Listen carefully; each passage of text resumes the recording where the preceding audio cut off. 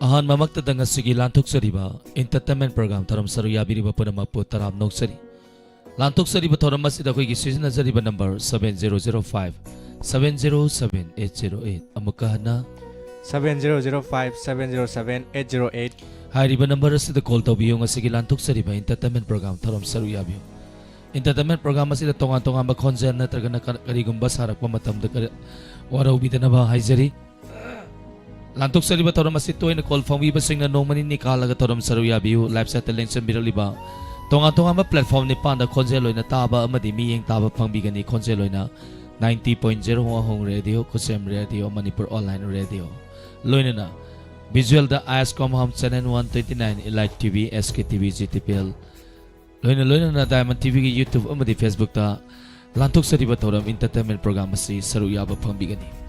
Nasugi taram saru yabiyo miku amateur su patami na si awawa wakal nakal da tamsi.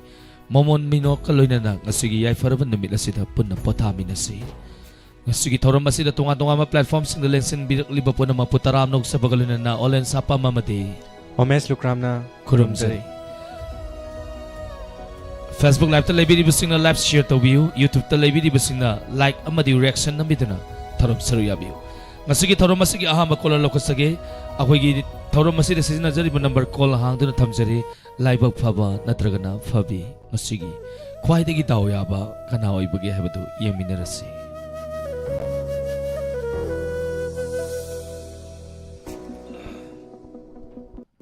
sorry konjem tagachari malika laishram pramesuri wahengbam tagachari taram saruya birappa ranabir wangkem thank you ibem saning thousand tagachari taram saruya birappa thank you imai bem hal tagachari taram saruya birappa sanghin bi yumnam tagachari masigi thoram masigi ahama kola lokuchari kanano yeminasi Hello Hello. Taram nokchari madam mingale from Gaibiu Ngày cô cũng bằng đời khi lần thuần với cô ấy. Madam kay matel chabirage Kaya nga sige boraga. Tawuriga thong la fighting a tigin ka kasi nga kaka ba. nga yaw su yam hawa matel niko ado madam lantokchari ba entertainment program sida khangde de umes kari gumam tang sumta na hosira kay tana se haino bora ga sauri ga pulak thongjan bagi mohutta tongan sabdi ke yabra yai Kari taw jara Ado- ha no ay ko. mahok tongale mahau tongale natra ado dum haudi hawi ko sauri ga keno ko se hawe Isay yung matiya ta ba. madam kari urpi ke hai no Isay ya ta ba. hobi rasi madam Oh. Hay ba di hay tiya to po ay ko ang sakya ge. hai bagini sai saktoi se hai tradi sai sa oye mara maduna hai gumsi hai te sungai hai gumsi ahiba kanam yaude lantok sari batoram masida mara maduna adam hai ba hita da paksa da saksi khopak pangu khuna loire da koi masen koi ma Usigre to ta na mara maduna hay ba se. To sa isay di ang gira ge to. Dia baran tan tok jo ge sa ahal mo ge sa ni ji sai kun bo se bo ya no no teri. taram nok sari taram nokchari hobi rasi Dam dam sana laikhava ngonda samdiyo ne ipoke. Dam dam sana laikhavi ngonda samdiyo ne ipoke. Noi đang quy ô chi đava nông chi ma vi xin lâu ô ô ya me ta chi đava nông chi ma vi nhau ado nông chi ma vi nhau ado dầm dầm tan lấy cơ gì ngon da tâm gì ô nê đi cầu chê ahal leisarani sore tadi warau dinako. ꯀꯌꯥꯗ ꯐꯖꯔꯤꯕ ꯏꯁꯩꯅꯣ ꯏꯃꯥꯒꯤ ꯊꯦꯡꯂꯥꯕ ꯃꯇꯝꯁꯤꯗ ꯅꯨꯡꯁꯤꯔꯕ ꯈꯣꯟꯖꯦꯜꯅ ꯂꯥꯟꯊꯣꯛꯆꯔꯤꯕ 90.0 ꯋꯥꯍꯣꯡ ꯔꯦꯗꯤꯑꯣꯒꯤ ꯑꯃꯗꯤ diamond ꯇꯤꯚꯤꯒꯤ ꯊꯧꯔꯝ ꯑꯁꯤꯗ ꯁꯔꯨꯛ ꯌꯥꯕꯤꯔꯛꯇꯅ ꯐꯖꯈ꯭ꯔꯕ ꯅꯨꯡꯁꯤꯈ꯭ꯔꯕ ꯏꯁꯩꯕ Leisagi ngangonda sanbiyone. Thank you ꯏꯃꯥ ꯌꯥꯝ ꯅꯨꯡꯉꯥꯏꯖꯩ ꯌꯥꯝ ꯐꯖꯕ ꯏꯁꯩꯅꯤ ꯃꯇꯦꯛ ꯑꯃ ꯈꯨꯗꯣꯜ ꯇꯝꯕꯤꯔꯝꯕ ꯊꯥꯒꯠꯆꯔꯤ ꯊꯧꯔꯝ ꯑꯁꯤꯒꯤ ꯃꯈꯥ ꯆꯠꯊꯖꯔꯛꯄ ꯃꯊꯪꯒꯤ ꯀꯣꯂꯔꯗ ꯑꯃꯨꯛ ꯈꯨꯗꯣꯡꯆꯥ ꯄꯤꯖꯒꯦ ꯃꯇꯣꯝ ꯄ꯭ꯔꯃꯤꯂꯥ ꯏꯆꯦ ꯊꯥꯒꯠꯆꯔꯤ ꯊꯧꯔꯝ ꯁꯔꯨꯛ ꯌꯥꯕꯤꯔꯛꯄ ꯊꯦꯡꯛ ꯌꯨ ꯁꯪꯍꯦꯟꯕꯤ ꯌꯨꯝꯅꯥꯝ ꯊꯥꯒꯠꯆꯔꯤ ꯊꯧꯔꯝ ꯁꯔꯨꯛ ꯌꯥꯕꯤꯔꯛꯄ ꯊꯦꯡꯛ ꯌꯨ ꯂꯥꯏꯞꯆꯥꯠꯇ ꯂꯩꯔꯤꯕꯁꯤꯡ ꯃꯤꯡ ꯈꯔ ꯄꯥꯊꯣꯛꯆꯒꯦ ꯔꯅꯕꯤꯔ ꯋꯥꯡꯈꯦꯝ ꯊꯦꯡꯛ ꯌꯨ ꯊꯧꯔꯝ ꯁꯔꯨꯛ ꯌꯥꯕꯤꯔꯛꯄ ꯊꯥꯒꯠꯆꯔꯤ ꯊꯣꯛꯆꯣꯝ ꯕꯤꯀ꯭ꯔꯝ ꯁꯨꯅꯤ ꯂꯥꯏꯁ꯭ꯔꯥꯝ ꯑꯣꯏꯅꯥꯝ ꯑꯍꯟꯕꯤ ꯄꯔꯃꯦꯁꯣꯔꯤ ꯋꯥꯍꯦꯡꯕꯝ ꯊꯥꯒꯠꯆꯔꯤ ꯊꯧꯔꯝ ꯁꯔꯨꯛ ꯌꯥꯕꯤꯔꯛꯄ ꯊꯦꯡꯛ ꯌꯨ ꯊꯧꯔꯝ ꯑꯁꯤꯒꯤ ꯃꯈꯥ ꯆꯠꯊꯖꯔꯛꯄꯁꯦ ꯏꯅꯥꯎ ꯃꯦꯁ ꯑꯃꯨꯛ ꯑꯣꯛꯁꯤꯔꯥ ꯑꯣꯁꯤ ꯀꯅꯥꯅꯣ ꯌꯦꯡꯊꯣꯛꯑꯁꯤ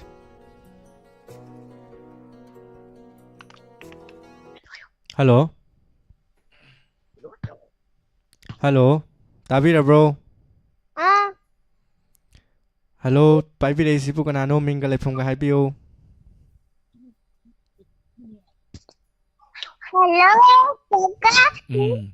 ꯌꯥꯝ ꯅꯨꯡꯉꯥꯏꯖꯩ ꯊꯧꯔꯝ ꯁꯔꯨꯛ ꯌꯥꯕꯤꯔꯛꯄ ꯌꯥꯝ ꯅꯨꯡꯉꯥꯏꯖꯩ ꯊꯧꯔꯝ ꯁꯔꯨꯛ ꯌꯥꯕꯤꯔꯛꯄ ꯑꯉꯥꯡꯒꯤ ꯊꯧꯔꯝꯗꯤ ꯅꯣꯡꯃꯥꯏꯖꯤꯡꯒꯤ ꯅꯨꯡꯊꯤꯟꯒꯤ ꯄꯨꯡ 12 ꯇꯥꯕꯗ ꯌꯥꯎꯁꯤꯀꯣ ꯌꯥꯕ꯭ꯔꯣ ꯑꯁ ꯀꯀꯥ ꯀꯧꯒꯅꯨꯍꯦ ꯀꯩꯅꯣ ꯅꯆꯦꯅꯤ ꯆꯤꯆꯦ ꯆꯤꯆꯦ ꯍꯥꯏꯌꯣ ꯆꯤꯆꯦ ꯍꯥꯏꯗ꯭ꯔꯗꯤ ꯈꯨꯝꯃꯣꯏ ꯏꯁꯣꯏ ꯃꯥꯎ ꯑꯣ ꯆꯥꯔꯦ ꯏꯄꯥ ꯆꯥꯔꯦ ꯗꯥ ꯈꯨꯝꯃꯨꯗꯅ ꯅꯪꯁꯨ ꯏꯊꯟꯗ ꯈꯨꯝꯍꯜꯂꯤꯅꯦ ꯆꯥꯔꯦ ꯀꯩ ꯏꯟꯖꯥꯡ ꯆꯥꯒꯦ? ꯌꯥꯝ ꯍꯥꯎꯕ ꯏꯟꯁꯥꯡ ꯑꯃ ꯆꯥꯏꯌꯦ ꯊꯥꯡꯖꯤꯡꯒ ꯃꯣꯔꯣꯛꯀ ꯃꯦꯠꯄ ꯊꯥꯡꯖꯤꯡꯕꯨ ꯆꯥꯒꯗ꯭ꯔꯥ ꯃꯣꯔꯣꯛꯄꯨ ꯆꯥꯒꯗ꯭ꯔꯥ ꯒ꯭ꯌꯥꯟ ꯃꯦꯟ ꯇꯥꯗꯒꯩꯅꯦ ꯑꯩꯈꯣꯏꯅ ꯐꯝꯃꯤꯁꯦ ꯑꯗꯣ ꯁꯣꯏꯕꯨꯝꯒꯨꯝꯕꯗꯤ ꯊꯥꯕꯤꯔꯛꯀꯦ. ꯀꯔꯤ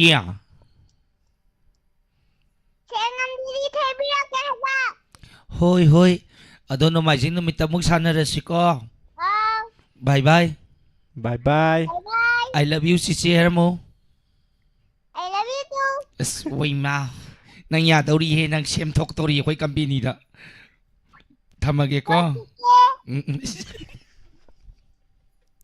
ꯊꯝꯃꯣ ꯊꯝꯃꯣ ꯆꯤꯆꯦꯒꯤ ꯃꯤꯡꯊꯣꯟ ꯐꯪꯈ꯭ꯔꯕ ꯑꯣꯏꯔꯦ ꯑꯩꯈꯣꯏꯁꯦ ꯊꯦꯛꯄ ꯌꯥꯗꯦ ꯔꯣꯁꯃꯅꯤ ꯌꯦꯟꯗ꯭ꯔꯦꯝꯕꯝ ꯊꯥꯒꯠꯆꯔꯤ ꯁꯥꯕꯤꯇ꯭ꯔꯤ ꯊꯣꯛꯆꯣꯝ ꯊꯥꯒꯠꯆꯔꯤ ꯊꯧꯔꯝ ꯁꯔꯨꯛ ꯌꯥꯕꯤꯔꯛꯄ ꯊꯧꯔꯝ ꯑꯁꯤꯒꯤ ꯃꯈꯥ ꯆꯠꯊꯖꯔꯛꯄ ꯃꯊꯪꯒꯤ ꯀꯣꯂꯔ ꯍꯜꯂꯣ ꯍꯜꯂꯣ ꯁꯥꯔ. ꯇꯔꯥꯝꯅ ꯑꯣꯛꯆꯔꯤ ꯃꯤꯡꯒ ꯂꯩꯐꯝꯒ ꯍꯥꯏꯕꯤꯌꯨ ꯁꯥꯔ ꯑꯩ ꯅꯤꯡꯊꯤꯕꯤ ꯌꯥꯏꯐꯧꯗꯒꯤ. ꯀꯔꯤ ꯃꯊꯦꯜ ꯆꯥꯕꯤꯔꯒꯦ ꯀꯩ ꯏꯟꯖꯥꯡꯅꯣ ꯑꯩꯈꯣꯏꯗꯨꯕꯣ? ꯉꯁꯥꯏ ꯈꯥꯃꯦꯟ ꯊꯣꯡꯕ ꯆꯥꯏ ꯁꯥꯔ. ꯃꯝꯂꯤ ꯇꯥꯡ 10ꯒꯤ ꯃꯝꯂꯤ ꯇꯧꯔꯛꯄꯗ ꯆꯥꯛꯇꯣ ꯆꯥꯈꯤꯕ꯭ꯔꯣ ꯍꯧꯖꯤꯛ ꯀꯥꯎꯔꯛꯏꯁꯤꯕꯣ ꯅꯠꯇꯦꯗ ꯁꯥꯔ. ꯌꯥꯝ ꯍꯥꯎꯇꯅ ꯆꯥꯈ꯭ꯔ ꯆꯥꯠꯂꯣ ꯑꯗꯨꯏꯒꯅ ꯀꯩꯅꯣ ꯀꯤꯕ ꯑꯃꯕꯨ ꯌꯥꯎꯁꯜꯂꯛꯏꯅꯦ ꯑꯩꯈꯣꯏꯗꯤ ꯕꯨꯠ ꯑꯣꯏꯔꯖꯥꯠꯂꯅꯦ ꯀꯥꯎꯊꯣꯛꯎꯕꯅꯦ ꯉꯥꯛꯇꯪꯗ. ꯉꯥꯛꯇꯪ ꯀꯥꯎꯊꯣꯛꯎꯔꯤꯔꯣ ꯑꯍꯥꯟꯕꯗ ꯐꯣꯟꯁꯦ ꯆꯠꯂꯝꯃꯕꯅꯦꯕ ꯁꯥꯔ ꯑꯩꯁꯦ. ꯎꯝ ꯑꯗꯨꯒ ꯈꯨꯠꯁꯦ ꯊꯨꯝꯃꯟꯗꯅ ꯀꯛꯊꯠꯂꯨꯔꯕ. ꯉꯁꯥꯏ ꯇ꯭ꯔꯤꯠ ꯂꯥꯎꯅ ꯐꯥꯎꯖꯤꯜꯂꯛꯑꯝꯕꯗꯣ ꯑꯣꯏꯔꯝꯒꯅꯤ ꯑꯗꯨꯗꯤ ꯍꯣꯏ. ꯌꯥꯝ ꯍꯩꯖꯜꯂꯨꯕꯗꯣ ꯍꯣꯏ. ꯀꯩ ꯃꯊꯦꯜ ꯆꯥꯕꯤꯔꯒꯦ ꯁꯥꯔ ꯈꯥꯃꯦꯟ ꯊꯣꯡꯕ ꯆꯥꯏ. ꯉꯁꯤꯒꯤ ꯂꯥꯟꯊꯣꯛꯆꯔꯤꯕ ꯑꯦꯟꯇꯔꯇꯦꯟꯃꯦꯟ ꯄ꯭ꯔꯣꯒ꯭ꯔꯥꯝ ꯑꯁꯤꯗ ꯀꯩ ꯎꯠꯄꯤꯒꯅꯤ ꯁꯥꯔ ꯏꯁꯩ ꯁꯛꯄ ꯌꯥꯕ ꯅꯠꯇ꯭ꯔꯣ? ꯑꯩꯗꯤ ꯄꯨꯡ ꯌꯧꯗ꯭ꯔꯤꯕ꯭ꯔꯥ ꯑꯃꯨꯛ ꯈꯜꯂꯨꯔꯦ. ꯌꯧꯔꯦ ꯑꯗꯣ ꯉꯁꯤꯗꯤ ꯑꯗꯨꯝ ꯏꯁꯩ ꯁꯛꯄ ꯌꯥꯕ ꯑꯗꯨꯝ ꯄꯤꯔꯁꯤ ꯑꯍꯥꯟꯕ ꯀꯣꯂꯔ ꯏꯃꯥꯅ ꯁꯛꯑꯝꯃꯕꯅꯤꯅ ꯁꯥꯔ ꯖꯦꯝꯁꯀꯤ ꯃꯇꯧ ꯑꯃ ꯇꯝꯖꯒꯦ ꯇꯧꯕꯅꯦ ꯍꯩꯕꯕꯨꯗꯤ ꯅꯠꯆꯗꯦ. ꯍꯧꯕꯤꯔꯁꯤ ꯃꯨꯠꯇ ꯊꯝꯕꯤꯌꯨ ꯁꯥꯔ.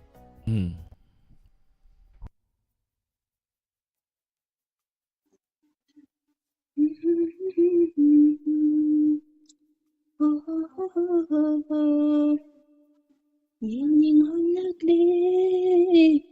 ꯑꯩꯒꯤ ꯊꯃꯣꯏꯁꯦ ꯅꯪꯒꯤ ꯅꯨꯡꯁꯤ ꯁꯛꯇꯝ ꯎꯔꯨꯕꯗ ꯌꯦꯡꯅꯤꯡꯍꯜꯂꯛꯂꯦ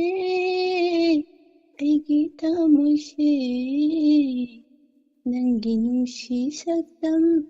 ꯎꯔꯨꯕꯗꯒꯤ ꯇꯞꯊꯕ ꯉꯝꯂꯛꯇꯔꯦ ꯑꯩꯒꯤ ꯄꯨꯛꯅꯤꯡꯁꯦ ꯐꯥꯊꯕ ꯉꯝꯂꯛꯇꯔꯦ ꯑꯩꯒꯤ ꯋꯥꯈꯜꯁꯦ ꯅꯪꯒꯤ ꯁꯛꯇꯝꯅ ꯌꯥꯀꯥꯏꯍꯜꯂꯔꯦ ꯅꯪꯒꯤ ꯁꯛꯇꯝꯅ ꯌꯥꯀꯥꯏꯍꯜꯂꯔꯦ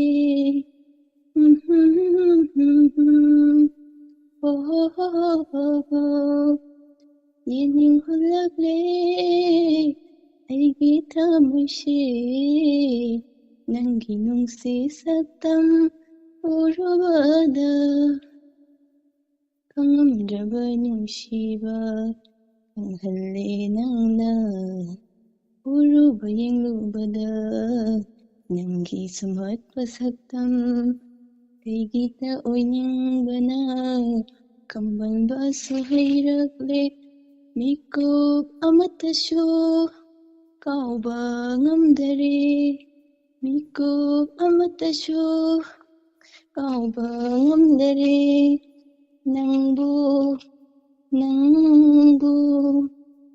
ꯌꯦꯡꯅꯤꯡꯍꯜꯂꯛꯂꯦ ꯑꯩꯒꯤ ꯊꯃꯣꯏꯁꯦ ꯅꯪꯒꯤ ꯅꯨꯡꯁꯤ ꯁꯛꯇꯝ ꯎꯔꯕꯗ ꯏꯪꯂꯕ ꯃꯥꯂꯪꯁꯥ ꯍꯨꯝꯂꯛꯄꯗ ꯅꯨꯡꯁꯤ ꯏꯔꯤꯛꯅ ꯆꯣꯠꯍꯜꯂꯦ ꯑꯩꯒꯤ ꯍꯛꯆꯥꯡꯁꯦ ꯅꯪꯒꯤ ꯌꯥꯊꯪ ꯑꯃꯕꯨ ꯐꯪꯅꯕ ꯊꯃꯣꯏꯒꯤꯁꯤ ꯇꯣꯛꯇꯅ ꯄꯤꯔꯒꯦ ꯅꯐꯝꯗ 예닝홀라그래 ꯑꯩꯒꯤ ꯊꯃꯣꯏꯁꯦ ꯁꯥꯔ ꯁ꯭ꯋꯥꯏꯗ ꯁꯨꯝ ꯂꯣꯏꯁꯤꯜꯂꯒꯦ ꯌꯥꯝ ꯅꯤꯛꯑꯦ ꯌꯥꯝ ꯐꯖꯅ ꯁꯛꯄꯤꯔꯛꯈ꯭ꯔꯦ ꯅꯤꯡꯊꯤꯕꯤ ꯀꯩ ꯍꯣꯠꯅꯕꯤꯔꯤꯒꯦ ꯁꯥꯔ ꯀꯩꯝ ꯍꯣꯠꯅꯗꯦ ꯁꯨꯝ ꯐꯤ ꯁꯥꯕ ꯅꯠꯇꯅ ꯀꯩꯝ ꯍꯣꯠꯅꯗꯦ ꯌꯥꯝ ꯂꯥꯏꯐ ꯆꯠꯇ ꯌꯥꯎꯕ ꯅꯤꯡꯊꯤꯕꯤꯗꯨ ꯑꯣꯏꯗꯣꯏꯅꯤꯀꯣ ꯃꯦꯗꯥꯝ ꯍꯣꯏ ꯁꯥꯔ ꯌꯥꯝ ꯅꯨꯡꯉꯥꯏꯖꯩ ꯃꯦꯗꯥꯝ ꯊꯧꯔꯝ ꯈꯨꯗꯤꯡꯃꯛꯇ ꯁꯔꯨꯛ ꯌꯥꯕꯤꯕ ꯄꯨꯛꯅꯤꯡ ꯊꯧꯒꯠꯄꯤꯕ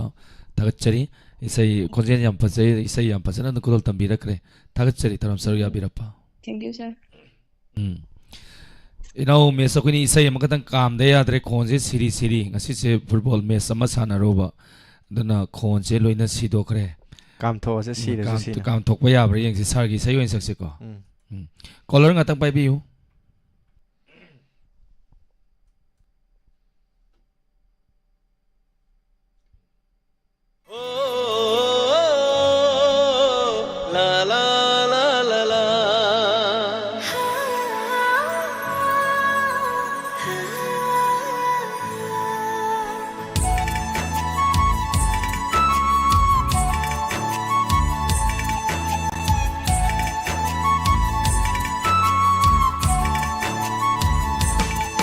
ꯋꯥꯛꯆꯤꯡꯒꯤ ꯎꯂꯦꯟ ꯈꯥꯡꯂꯤꯕꯤ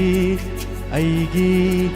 ꯈꯨꯡꯒꯪꯒꯤ ꯂꯩꯔꯥꯡ ꯅꯨꯡꯁꯤꯊꯣꯏꯔꯕꯤ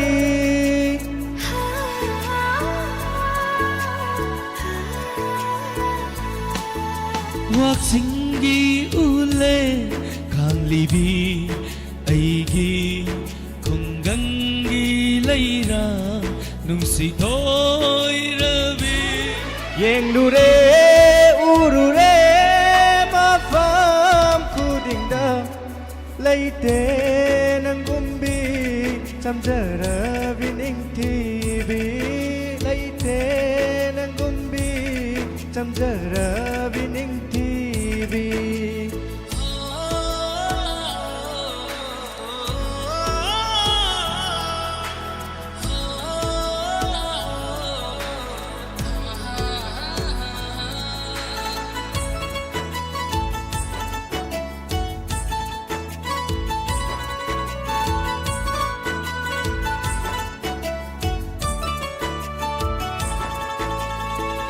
ꯑꯏꯪ ꯑꯁꯥ ꯈꯪꯗꯕꯤ ꯑꯋꯥ ꯑꯅꯥ ꯊꯤꯗꯕꯤ ꯃꯣꯃꯣ ꯅꯣꯛꯆꯔꯒ ꯄꯦꯟꯖꯕꯤꯅꯤ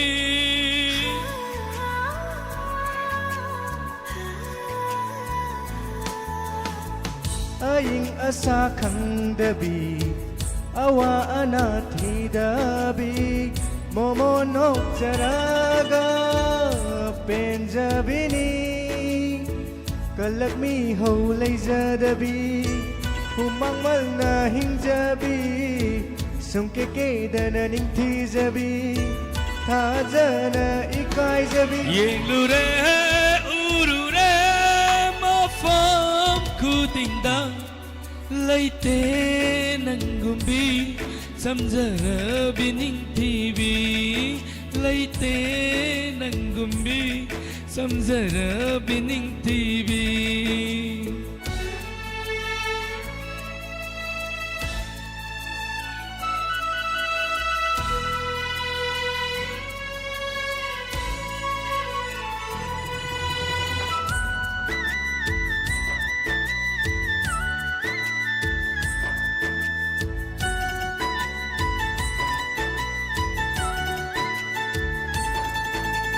ꯑꯩꯒꯤꯗꯤ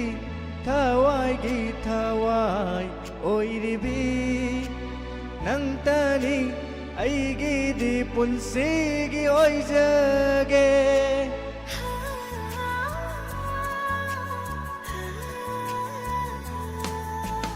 ꯑꯩꯒꯤꯗꯤ ꯊꯋꯥꯏꯒꯤ ꯊꯋꯥꯏ ꯑꯣꯏꯔꯤꯕꯤ ꯅꯪꯇꯅꯤ ꯑꯩꯒꯤꯗꯤ ꯄꯨꯟꯁꯤꯒꯤ ꯑꯣꯏꯖꯒꯦ ꯃꯄꯣꯛ ꯃꯄꯣꯛ ꯈꯨꯗꯤꯡꯒꯤ ꯑꯩꯇꯒꯤ ꯂꯦꯞꯄꯤꯌꯨ ꯆꯝꯖꯔꯕꯤ ꯑꯩꯒꯤ ꯈꯨꯡꯒꯪꯒꯤ ꯆꯅꯨ ꯌꯦꯡꯂꯨꯔꯦ ꯎꯔꯨꯔꯦ ꯃꯐꯝ ꯈꯨꯗꯤꯡꯗ ꯂꯩꯇꯦ ꯅꯪꯒꯨꯝꯕꯤ ꯆꯝꯖꯔꯕꯤ ꯅꯤꯡꯊꯤꯕꯤ ꯂꯩꯇꯦ ꯅꯪꯒꯨꯝꯕꯤ ꯆꯝꯖꯔꯕꯤ ꯅꯤꯡꯊꯤꯕꯤ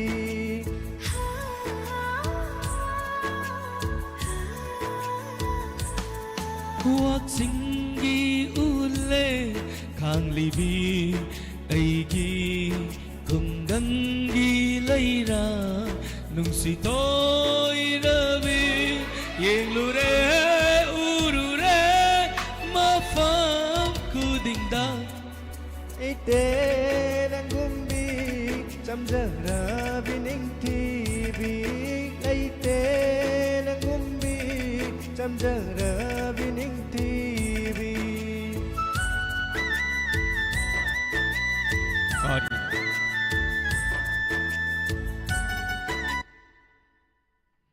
ꯈꯣꯟꯖꯦꯜꯒꯁꯤ ꯃꯑꯣꯡ ꯌꯥꯝ ꯇꯥꯔꯝꯃꯖꯥꯠꯅꯤꯗꯅ ꯑꯣꯂꯤꯅꯤꯗꯤ ꯍꯥ ꯇꯥꯗ꯭ꯔꯥ ꯇꯥꯏ ꯇꯥꯗ꯭ꯔꯅꯦ ꯇꯥꯏ ꯌꯥꯝꯅ ꯀꯩꯅꯣ ꯅꯪꯅ ꯁꯨꯝ ꯊꯦꯛꯂꯛꯇ꯭ꯔꯤꯗꯨꯅ ꯕꯣꯔꯣ ꯕꯣꯔꯣꯒ ꯂꯥꯎꯔꯒ ꯌꯥꯝ ꯐꯖꯩ ꯕꯣꯔꯣ ꯕꯣꯔꯣ ꯍꯪꯉꯣꯏ ꯆꯥꯔꯨ ꯃꯥꯜꯂꯦ ꯍꯨꯏꯌꯦ ꯉꯁꯤꯅꯦ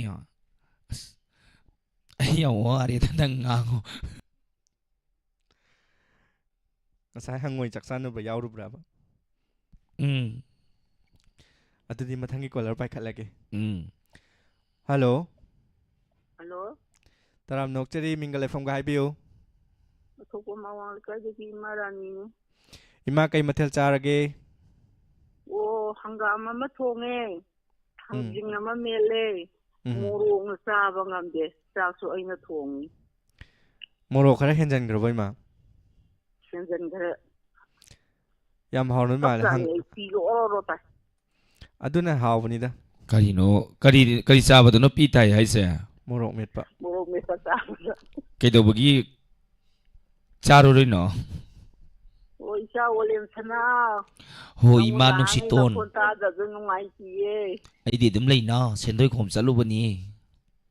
ꯁꯦꯟꯗꯣꯏ ꯀꯌꯥꯝ ꯐꯪꯉꯛꯑꯒꯦ ꯑꯃꯐꯥꯎ ꯄꯤꯔꯛꯇꯦꯗ ꯀꯗꯥꯏꯗꯩꯅꯣ ꯑꯩꯉꯣꯟꯗ ꯄꯩꯁꯥ ꯂꯧꯈ꯭ꯔꯤꯁꯤꯡꯁꯤꯗꯤ ꯑꯐꯥꯎꯕꯤ ꯉꯥꯛ ꯑꯣꯏ ꯂꯩꯔꯝꯃꯦ ꯑꯣꯜ ꯃꯅꯤꯄꯨꯔ ꯑꯐꯥꯎꯕꯤ ꯑꯦꯁꯣꯁꯤꯌꯦꯁꯟꯒꯤ ꯄ꯭ꯔꯁꯤꯗꯦꯟꯒ ꯃꯦꯝꯕꯔꯒ ꯑꯣꯏ ꯂꯩꯔꯝꯃꯦ ꯑꯗꯨꯅꯦ ꯑꯩꯈꯣꯏꯔꯣꯝꯗꯁꯨ ꯅꯣꯡ ꯐꯥꯗꯣꯛꯇꯤ ꯁꯦꯟꯗꯣꯏ ꯈꯨꯝꯕ ꯂꯥꯛꯎ ꯅꯪꯕꯨ ꯑꯩꯁꯦ ꯍꯟꯗꯛꯇꯤ ꯏꯝꯐꯥꯜ ꯂꯣꯝ ꯁꯥꯏꯗꯇ ꯆꯠꯂꯨꯕ ꯈꯔ ꯈꯨꯃꯝ ꯆꯅꯨ ꯊꯔꯤꯛ ꯂꯩꯃ ꯍꯣꯏ ꯍꯦꯃꯟꯇ ꯕꯕꯤꯇꯥ ꯍꯣꯏ ꯅꯤꯌꯔꯂꯤ ꯃꯣꯏꯔꯥꯡꯊꯦꯝ ꯃꯣꯏ ꯑꯗꯨꯒ ꯀꯅꯥ ꯀꯅꯥꯅꯣ ꯅꯥꯏꯅꯥ ꯀꯝꯔꯥꯝꯕꯝ ꯃꯣꯏ ꯄꯩꯁꯥ ꯈꯔ ꯊꯧ ꯆꯠꯂꯨꯕꯅꯤ ꯑꯗꯨ ꯄꯤꯔꯛꯇꯦ ꯃꯣꯏꯁꯦ ꯑꯗꯨꯝ ꯁꯣꯠꯇꯅ ꯂꯩ ꯃꯃꯥꯏꯁꯦ ꯏꯝꯐꯥꯜꯗꯩ ꯍꯥꯏꯊꯔꯛꯄꯗ ꯈꯧꯄꯨꯝ ꯀꯩꯊꯦꯜꯁꯤꯗ ꯏꯃꯥ ꯐꯝꯃꯤꯁꯦ ꯀꯥꯎꯕ꯭ꯔꯥꯕ ꯀꯥꯎꯗꯦꯗ ꯍꯌꯦꯡ ꯂꯥꯛꯀꯦ ꯑꯋꯤꯡꯀꯤꯔꯥ ꯑꯣ ꯁꯨꯃꯥꯏꯅ ꯇꯧꯁꯤ ꯃꯊꯪ ꯁꯦꯟꯗꯣꯏ ꯈꯣꯝꯕ ꯅꯣꯏ ꯊꯧꯕꯥꯜꯂꯣꯝꯒꯤ ꯑꯇꯣꯞꯄꯝꯒꯤ ꯑꯗꯒꯤꯗꯤ ꯇꯥꯔꯛꯄꯗꯣ ꯑꯗꯨꯗ ꯑꯩꯅ ꯊꯦꯡꯅꯔꯁꯤꯀꯣ ꯑꯗꯨꯗꯒꯤ ꯁ꯭ꯇꯥꯔꯠ ꯇꯧꯔꯒꯦ ꯈꯣꯝꯕ ꯁ꯭ꯇꯥꯔꯠ ꯑꯗꯨ ꯀꯌꯥ ꯄꯨꯒꯦ ꯍꯥꯏꯅꯣ ꯄꯨꯒꯦ ꯍꯥꯏꯅꯣ ꯀꯩꯅꯣ ꯀꯌꯥ ꯄꯨꯒꯦ ꯍꯥꯏꯅꯣ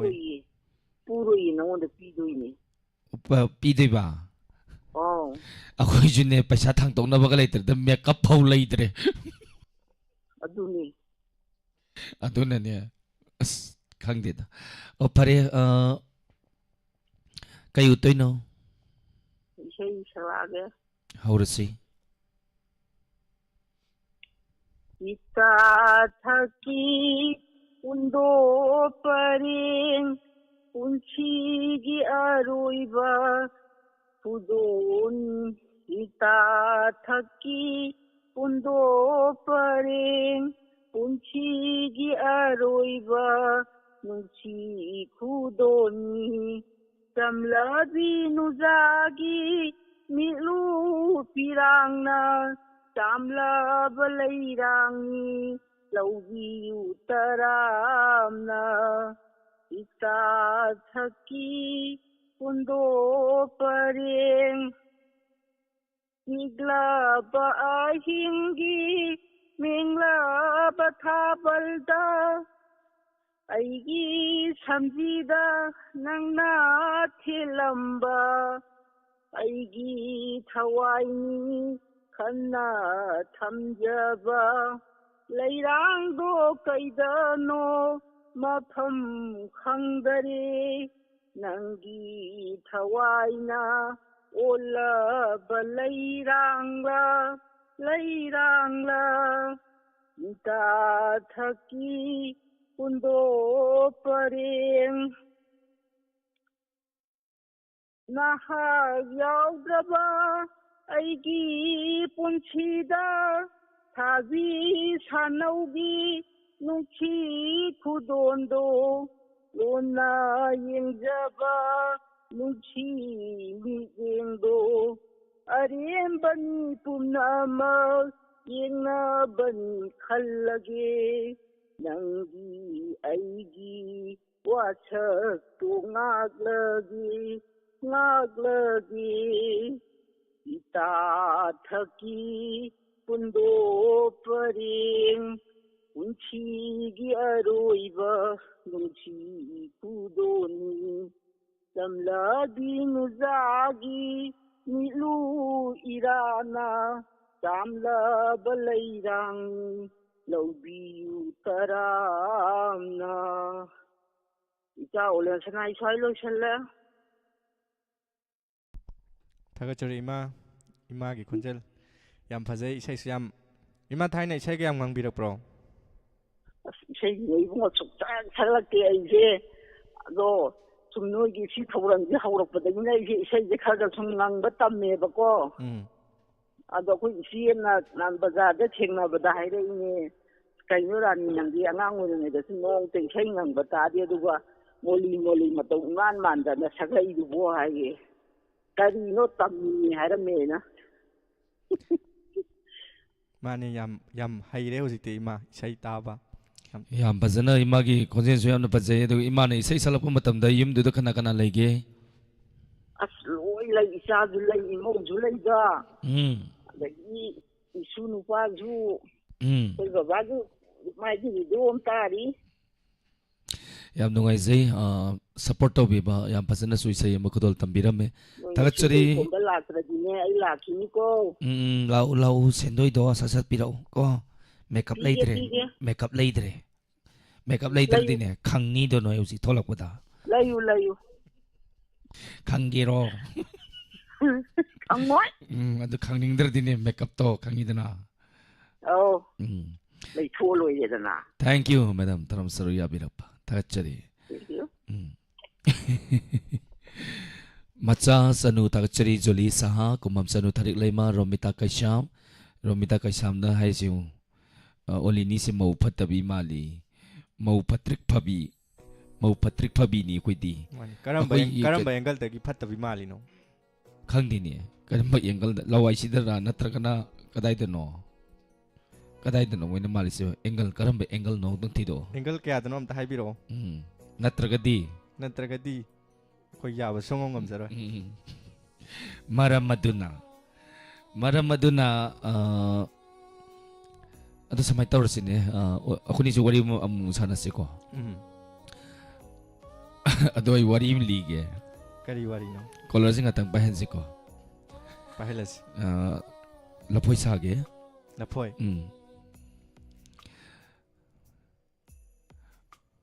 ꯁꯥꯔꯛꯑꯣ ꯁꯥꯔꯛꯀꯗꯣꯏꯅꯤ ꯉꯥꯏꯈꯣꯅꯤ ꯑꯣ ꯀꯩꯅꯣ ꯈꯪꯗꯦꯅꯦ ꯑꯩꯁꯦ ꯎꯃꯦꯁ ꯅꯣꯏ ꯍꯨꯏ ꯁꯤꯕꯗ ꯅꯪ ꯀꯞꯄ꯭ꯔꯥ ꯍꯨꯏ ꯁꯤꯕꯗꯔꯣ ꯀꯞꯇꯕꯗꯤ ꯈꯪꯗꯦ ꯃꯤꯠꯇꯒꯤ ꯄꯤꯔ ꯀꯔꯤꯅꯣ ꯇꯥꯔꯛꯈꯤꯅꯤ ꯏꯁꯤꯡ ꯍꯪꯗꯣꯡ ꯁꯤꯕꯗꯗꯤ ꯀꯞꯄ꯭ꯔꯥ ꯍꯧꯗꯣꯡꯒꯤ ꯂꯩꯇꯦ ꯑꯩꯈꯣꯏꯗꯤ ꯑꯗꯨꯅꯤꯅꯦ ꯃꯥꯏ ꯎꯃꯦꯁ ꯑꯁꯤꯅ ꯂꯐꯣꯏ ꯅꯠꯇꯦꯅꯦ ꯍꯪꯗꯣꯡ ꯁꯤꯕꯗꯗꯤ ꯀꯞꯇꯦ ꯃꯥꯅꯅꯤꯀꯣ ꯍꯥꯏꯔꯤꯁꯦ ꯍꯪꯗꯣꯡ ꯁꯤꯕꯗꯗꯤ ꯀꯞꯇꯦ ꯍꯨꯏ ꯁꯤꯕꯗꯗꯤ ꯃꯥꯅ ꯀꯞꯄꯦ ꯍꯥꯏꯔꯤ ꯑꯣ ꯍꯨꯏꯗꯣ ꯈꯔ ꯃꯨꯕ ꯖꯥꯠꯅꯤ ꯃꯃꯥꯏꯗꯣ ꯃꯨꯏꯌꯦ ꯍꯣ ꯃꯥꯏꯃꯨ ꯏꯃꯥꯏ ꯃꯥꯏꯃꯨ ꯏꯆꯥꯏ ꯃꯥꯏꯃꯨ ꯅꯪ ꯂꯦꯝꯅ ꯃꯥꯡꯉꯤꯗꯀꯣ ꯃꯥꯏꯃꯨ ꯅꯊꯤꯕꯣꯡꯅ ꯃꯔꯣꯜ ꯑꯃ ꯂꯥꯎꯔꯤꯕ ꯃꯤꯒꯤ ꯃꯌꯨꯝ ꯆꯪꯗꯅ ꯌꯦꯟꯈꯔ ꯆꯤꯡꯉꯛ ꯉꯥꯅꯨ ꯈꯔ ꯆꯤꯡꯉꯛ ꯅꯪꯁꯤ ꯑꯣꯊꯣꯛꯅ ꯅꯨꯡꯉꯥꯏꯈꯤꯗ꯭ꯔꯦꯗꯀꯣ ꯃꯥꯏꯃꯨ ꯍꯥꯏꯌꯦꯅꯤ ꯅꯪꯅ ꯍꯥꯏꯈꯤꯕ꯭ꯔꯣ ꯑꯩꯕꯣ ꯍꯥꯏꯌꯦ ꯑꯗꯣ ꯅꯪ ꯑꯔꯣꯏꯕꯗ ꯑꯃꯨꯛ ꯗꯥꯕꯤ ꯑꯃꯨꯛ ꯇꯥꯜꯂꯛꯏ ꯍꯥꯏꯔꯤꯅꯦ ꯅꯪꯒꯤ ꯑꯔꯣꯏꯕꯩ ꯗꯥꯕꯤꯁꯤꯅꯤ ꯌꯥꯝ ꯃꯑꯣꯡ ꯌꯥꯝ ꯇꯥꯔꯤꯁꯦ ꯀꯔꯤ ꯗꯥꯕꯤꯅꯣ ꯑꯩꯒꯤ ꯃꯥꯏꯃꯨ ꯄꯤꯒꯗꯕꯅꯤ ꯃꯥꯏꯃꯨ ꯍꯥꯠꯄ ꯃꯤ ꯑꯩꯅꯁꯨ ꯍꯥꯠꯀꯅꯤ ꯍꯥꯏꯕ꯭ꯔꯕ ꯅꯪ ꯊꯋꯥꯏ ꯅꯨꯡꯉꯥꯏꯃꯟꯗꯅ ꯍꯥꯏꯗꯣꯛꯈ꯭ꯔ ꯃꯥꯜꯂꯦ ꯇꯧꯅꯨ ꯍꯦ ꯏꯕꯣ ꯇꯧꯅꯨ ꯑꯗꯣ ꯑꯣ ꯃꯥꯏꯃꯨ ꯂꯣꯏꯔꯝꯕ ꯍꯨꯏꯕꯨꯁꯤꯗꯤ ꯏꯅꯥꯛꯇ ꯐꯝ ꯂꯩꯔꯝꯃꯦ ꯎꯃꯦꯁꯅ ꯀꯧꯏ ꯃꯥꯏꯃꯨꯗ ꯃꯥꯏꯃꯨ ꯏꯃꯥꯏ ꯃꯥꯏꯃꯨ ꯊꯤꯕꯣꯡ ꯂꯥꯎꯕꯤ ꯃꯥꯏꯃꯨꯅ ꯀꯧꯏꯀꯣ ꯀꯧꯏ ꯑꯗꯨꯗꯤ ꯃꯊꯪ ꯀꯣꯂꯔꯁꯦ ꯀꯅꯥꯅꯣ ꯃꯥꯏꯃꯨꯔ ꯀꯅꯥꯅꯣ ꯑꯝꯇꯪ ꯌꯦꯡꯉꯨ ꯍꯜꯂꯣ ꯍꯜꯂꯣ ꯇꯔꯥꯝ ꯅꯣꯛꯆꯔꯤ ꯃꯤꯡꯒ ꯂꯩꯐꯝꯒ ꯍꯥꯏꯕꯤꯌꯨ ꯔꯤꯇꯥ ꯊꯣꯡꯖꯤꯠ ꯂꯩꯕ ꯔꯤꯇꯥꯗꯣ ꯑꯗꯨꯅꯦ ꯀꯔꯤ ꯃꯊꯦꯜ ꯆꯥꯕꯤꯔꯒꯦ ꯔꯤꯇꯥꯅ ꯃꯉꯥꯎ ꯌꯥꯝ ꯊꯤꯕꯤꯗꯨꯔꯥ ꯍꯣꯏ ꯃꯃꯥꯡꯗꯅ ꯇꯤꯚꯤ ꯌꯦꯡꯉꯤ ꯃꯅꯤꯡꯗ ꯔꯦꯗꯤꯑꯣ ꯊꯥꯏ ꯃꯥꯅ ꯃꯌꯥꯏꯗ ꯐꯝꯃꯤ ꯑꯗꯨ ꯀꯔꯤ ꯇꯥꯔꯤꯅꯣ ꯈꯪꯗꯦ ꯑꯩꯈꯣꯏꯗꯤ ꯇꯧꯖꯔꯤꯕ ꯀꯜꯂꯛꯄꯔꯣ ꯍꯪꯉꯨ ꯎꯃꯦꯁ ꯀꯔꯤ ꯇꯥꯔꯤꯅꯣ ꯍꯪꯉꯨ ꯃꯥꯏꯒꯤ ꯑꯁꯤꯒꯤ ꯀꯩꯅꯣꯁꯦ ꯌꯥꯝ ꯇꯞꯊꯕꯤꯁꯦ ꯇꯞꯊꯕꯤꯔꯣ ꯁꯤꯁꯨ ꯌꯥꯝ ꯇꯞꯄꯅꯦ ꯑꯩ ꯇꯞꯊꯕꯤ ꯀꯧꯕꯅꯤ ꯏꯆꯦ ꯇꯞꯊꯕꯤ ꯑꯣꯏꯃ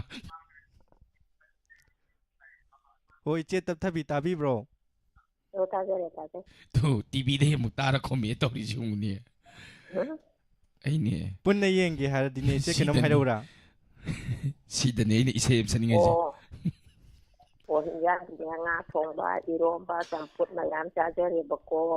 ꯑꯗꯣ ꯏꯁꯩ ꯃꯇꯦꯛ ꯑꯃꯈꯛꯇꯪ ꯁꯛꯆꯒꯦꯕꯀꯣ ꯋꯥ ꯑꯃꯅꯤꯗ ꯍꯥꯏꯍꯧꯒꯦꯕꯀோ ꯀꯛꯆꯤꯡꯒꯤ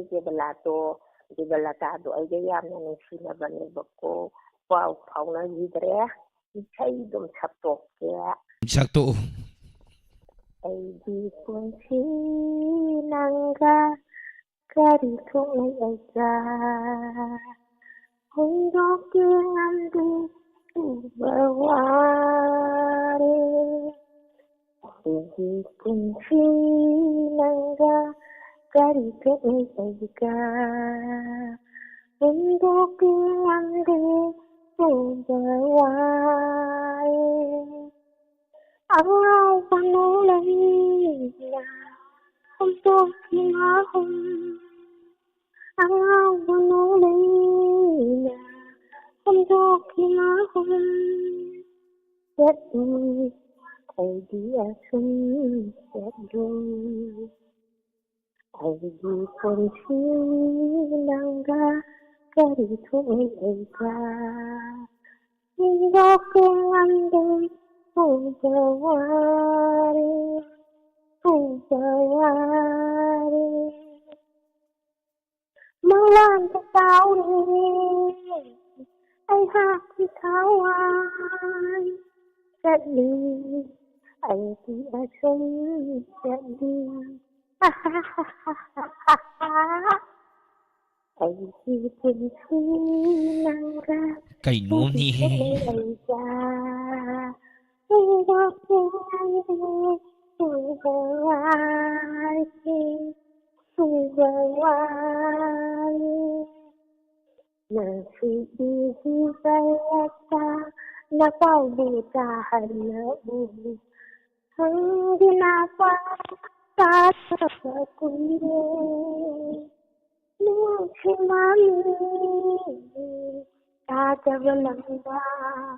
Ngào đi em đi ngào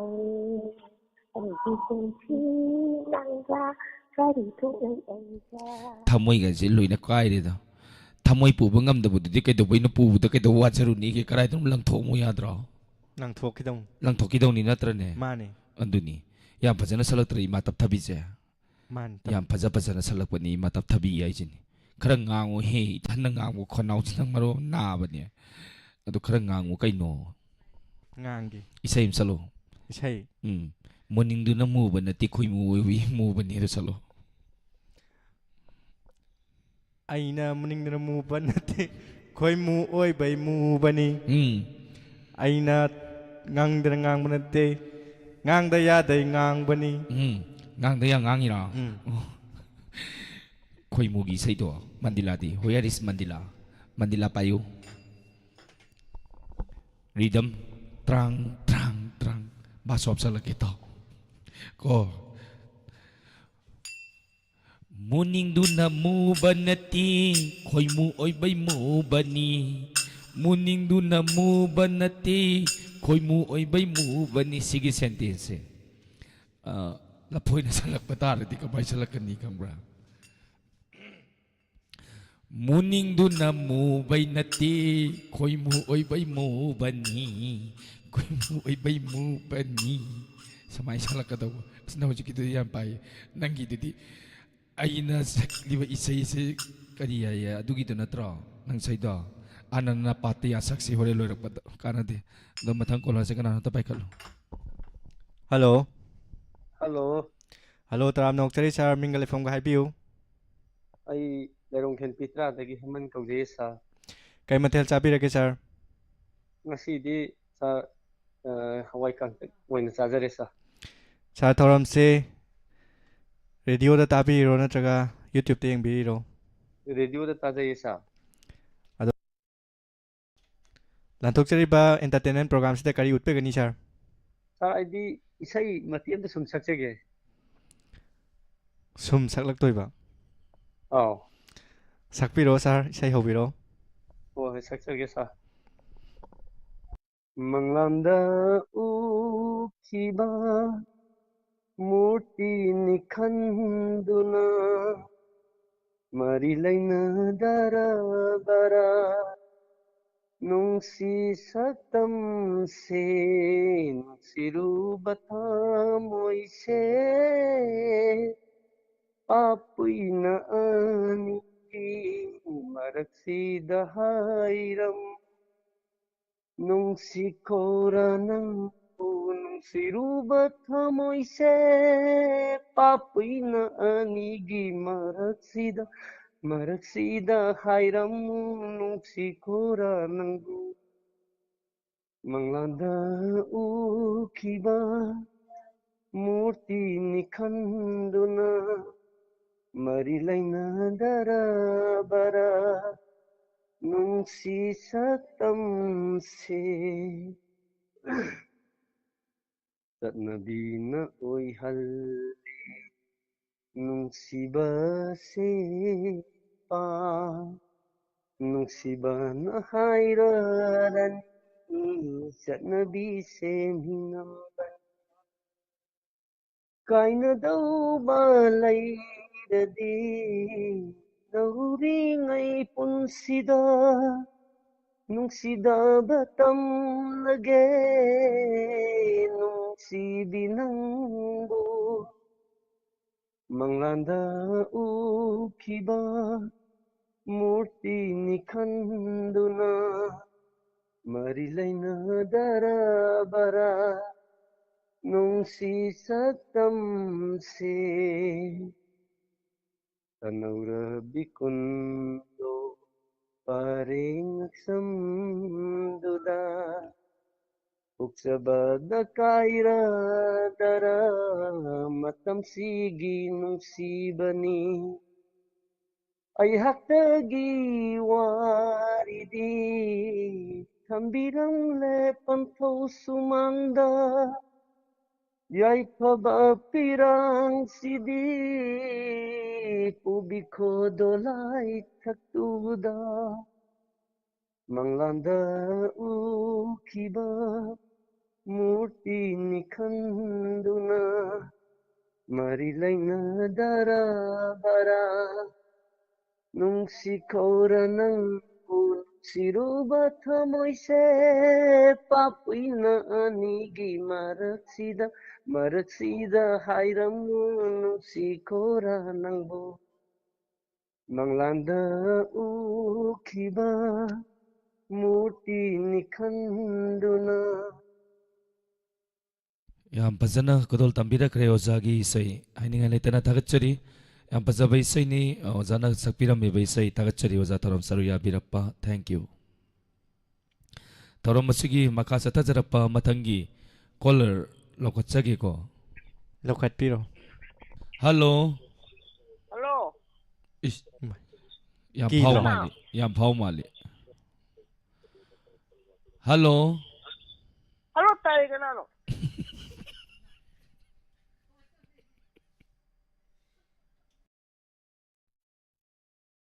phone ꯇꯧꯔꯛꯑꯒ ꯀꯅꯥꯅꯣꯅ ꯍꯪꯖꯜꯂꯛꯑꯒꯗꯤ ꯑꯩꯈꯣꯏꯗꯤ ꯀꯔꯤ ꯍꯥꯏꯅ ꯈꯨꯝꯁꯤꯒꯦ ꯎꯃꯦꯁ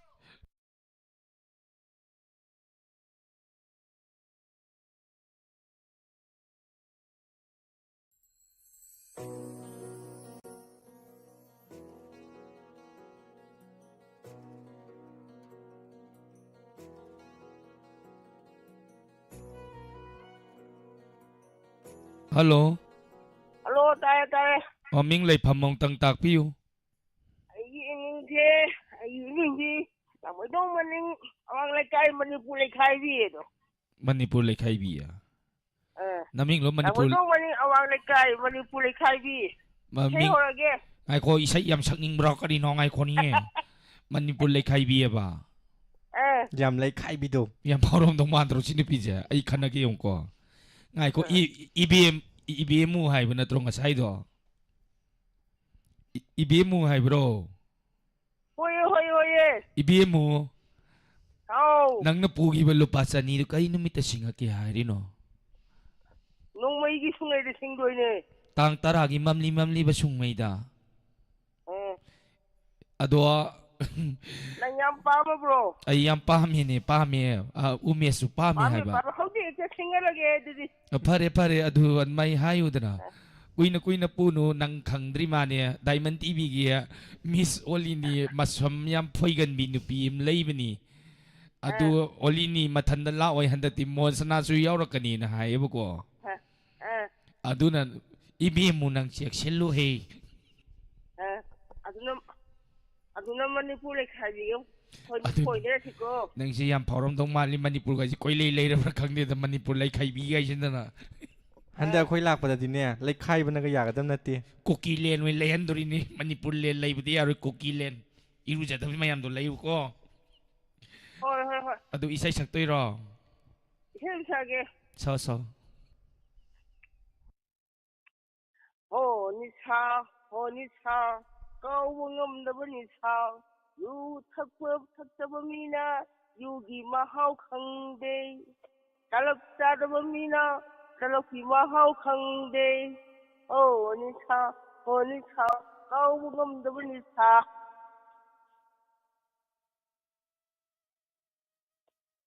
ꯂꯣꯏꯔꯒꯦ ꯑꯣꯟꯊꯣꯛꯅ ꯂꯤꯔꯤꯛꯁꯇꯣ ꯏꯁꯩ ꯃꯌꯦꯛꯇꯣ ꯀꯅꯥ ꯏꯒꯦ ꯑꯩꯅ ꯏꯖꯔꯤꯕ ꯌꯥꯏꯌꯦ ꯑꯗꯨ ꯏꯁꯩꯗꯣ ꯇꯂꯞ ꯆꯥꯗꯕ ꯃꯤꯅ ꯇꯂꯞꯀꯤ ꯃꯍꯥꯎ ꯈꯪꯕ ꯍꯧꯅꯗꯦ ꯌꯦꯟ ꯊꯣꯡꯕ ꯆꯥꯗꯕ ꯃꯤꯅ ꯌꯦꯟ ꯊꯣꯡꯕꯒꯤ ꯃꯍꯥꯎ ꯈꯪꯕ ꯍꯧꯅꯗꯦ ꯌꯥꯝ ꯆꯨꯝꯃꯤꯀꯣ ꯆꯨꯝꯗ꯭ꯔꯣ ꯍꯧꯅꯗꯦ ꯑꯗꯨꯗꯤ ngasi entertainment program sidi ABM na pastari he joy ho Manipur lekhai bi thagat chari thoram saruya biramba. Thank you. Yam nungoi jai ngasigi lantok sori ba entertainment program masida saruya biriba punamapu thoram masigi marakta isai ma kadang gudol tamjage mayam punamuk taminasi.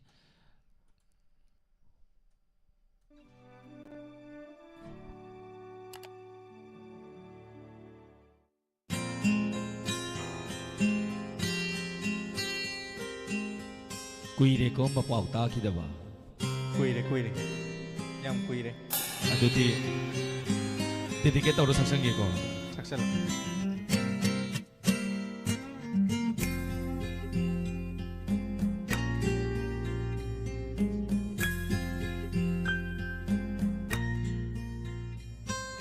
Kuire mapau tadaba magi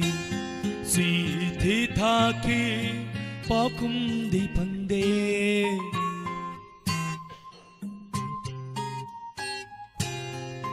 Kuire mapau tadaba magi pakum di pangde khang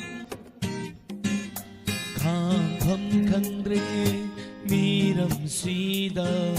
laita pham khangre pakum ngai bada.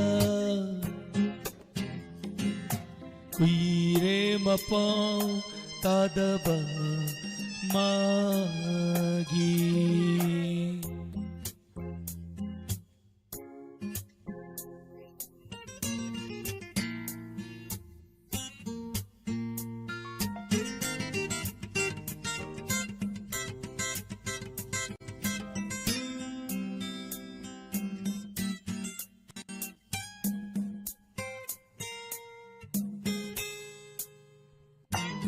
Manglandasu toina urami awaba salona latlamni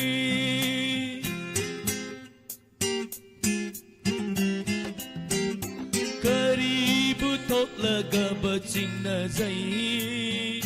karam na lairam gaba mi pai zai siklagi punsi oiram laba singlolana pairam gani nung si singlo ying zaraga awaba kongai koklam gani tadaba magi.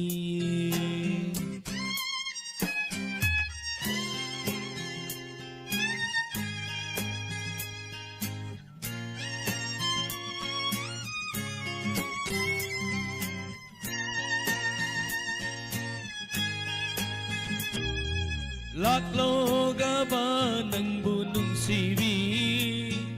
Pong lagi aron may sakse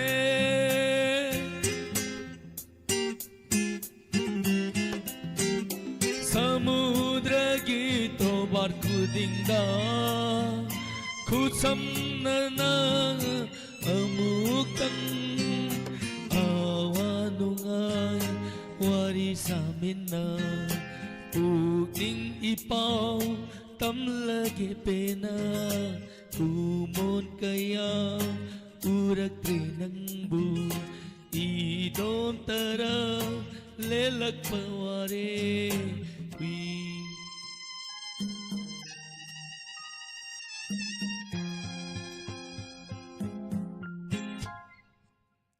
Pasal terus kita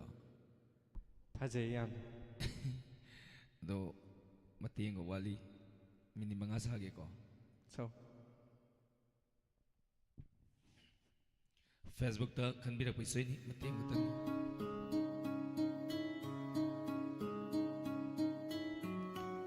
Facebook ta kan birak kiba maming kau tok re. Macha sanu.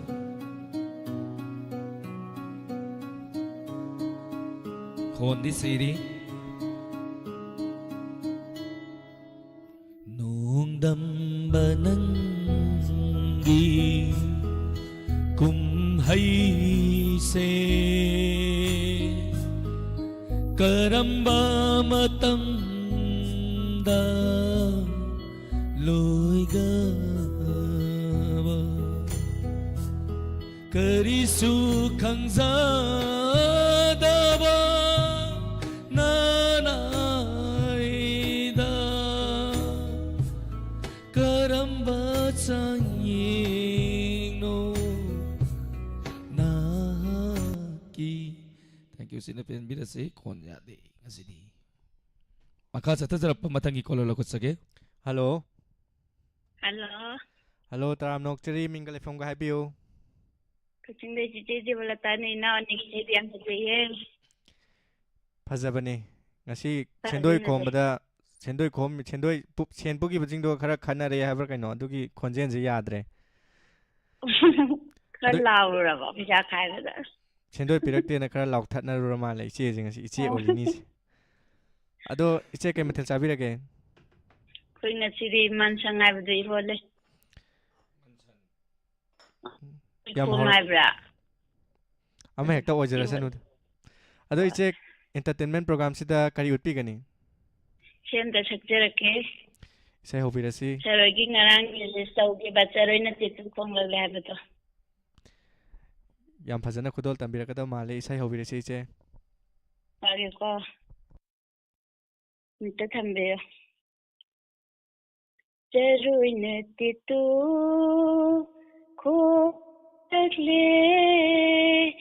kwana lanta silakle charoi na titu ko lakle kwana lanta silakle oro mika thoro nong share oro mika thoro nong share jana tum khul talaro jana tum khul talaro charoi na titu ong lakle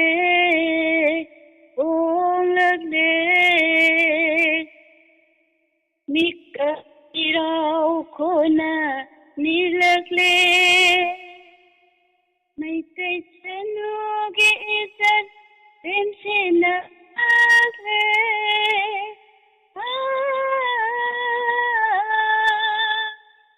nikam irau khona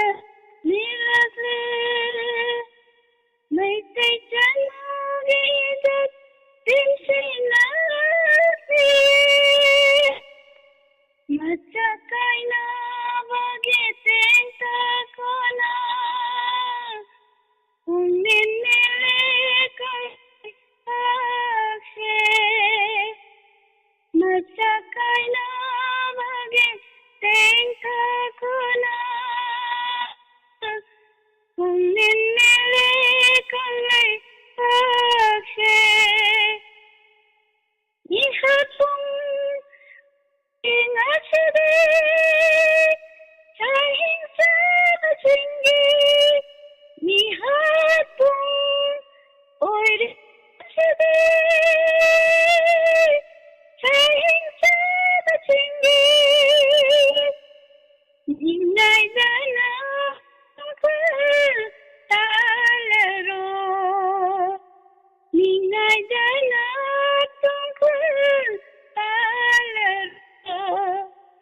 charoi na titu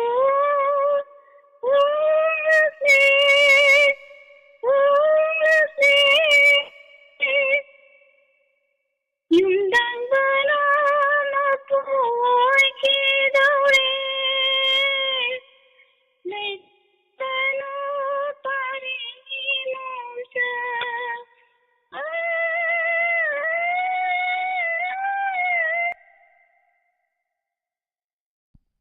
Hello Hello Takramali saisu phajana mapung phana sa me haitare ko umes Yam phajana singba hora kanda yam phajana kudol tambirakre Thank you, madam. Thorom da dum saru yabi bai se ni. Dum isai no dum tamba. Do thorom swing da thawai yam yabi bai se ni. Yam phajana kudol tambiram me. Tawdu ta thokre. Kanna wa na singkalak puda tat krabra kandre. Ngasi se wa dialogue se inaw kuni se dialogue khara utke ni khanjaram bani ngasi se football match sama hai batare nong marakta sana saluwa da khon se loi tagre ball lorak pada wa ngang mu se dialogue utkadaw se dialogue sing dialogue ti yam lei re do entertainment program ngai miner se kana nga mi yeng na se da so idana uchara ke dialogue sing lei dialogue yam lei bani ngasi se okay makha se to ko lakot piu Hello. Hello. Taram nokchari mingle from ga happy Sir, I Tawang Kitirakai degi Wangjam Robita. Kari mathel chabi rake. Sir, I see this some tong way, sir. Achamba chaba na phai. Oh, sir. Ado madam ngasi lanthokchari ba entertainment program sida kari utpi gani.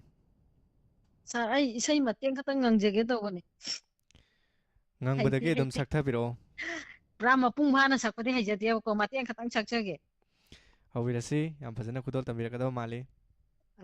I condata or no procompunte. Nungai na nolak to ni no gasu. Sir, how Jara Gamatian Kata? Hawirasi. Athapada Kaura Ganu Laingam Dare Miram Sida Athapada Kaura Ganu Laingam Dare Miram Sida Thola Bilaina Gumbi Thola Bilaina Gumbi Warau lagle ai Athapada Kaura Ganu Laingam Dare Miram Sida Pairak Lora Aibu Sakap Toiba Segla Oina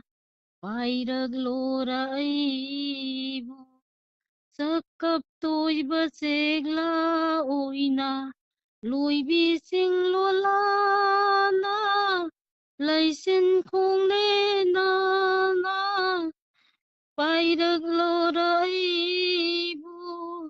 Sakap Toiba Segla Oina. Sa ay say makakansot. Yam phajana kudol tambira khre madam. Lengam de bi sai oi mali. Madam gi sai. Sum sakning da mathang da sar phajana phun sakpang amnaba tamjaraki ki.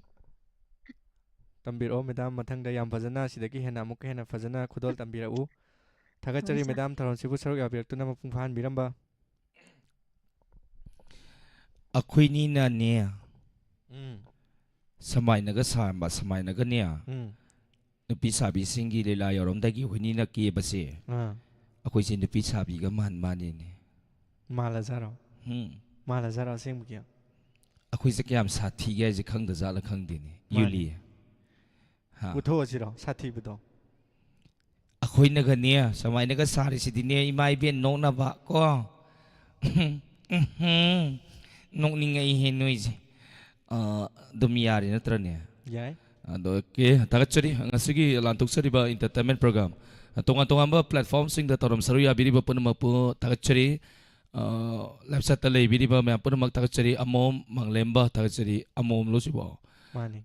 kumam sanu thari lei ma tagachari yuli hemanta babita tagachari torom saru ya birapa rian sing antoi hemanta babita. Thank you Taram Saruya Birappa Khoirom na naubi tagachari Taram Saruya Birappa. Thank you. Loina na Facebook live tale video ba mingra patok sage. YouTube tale video bu sing hai batare.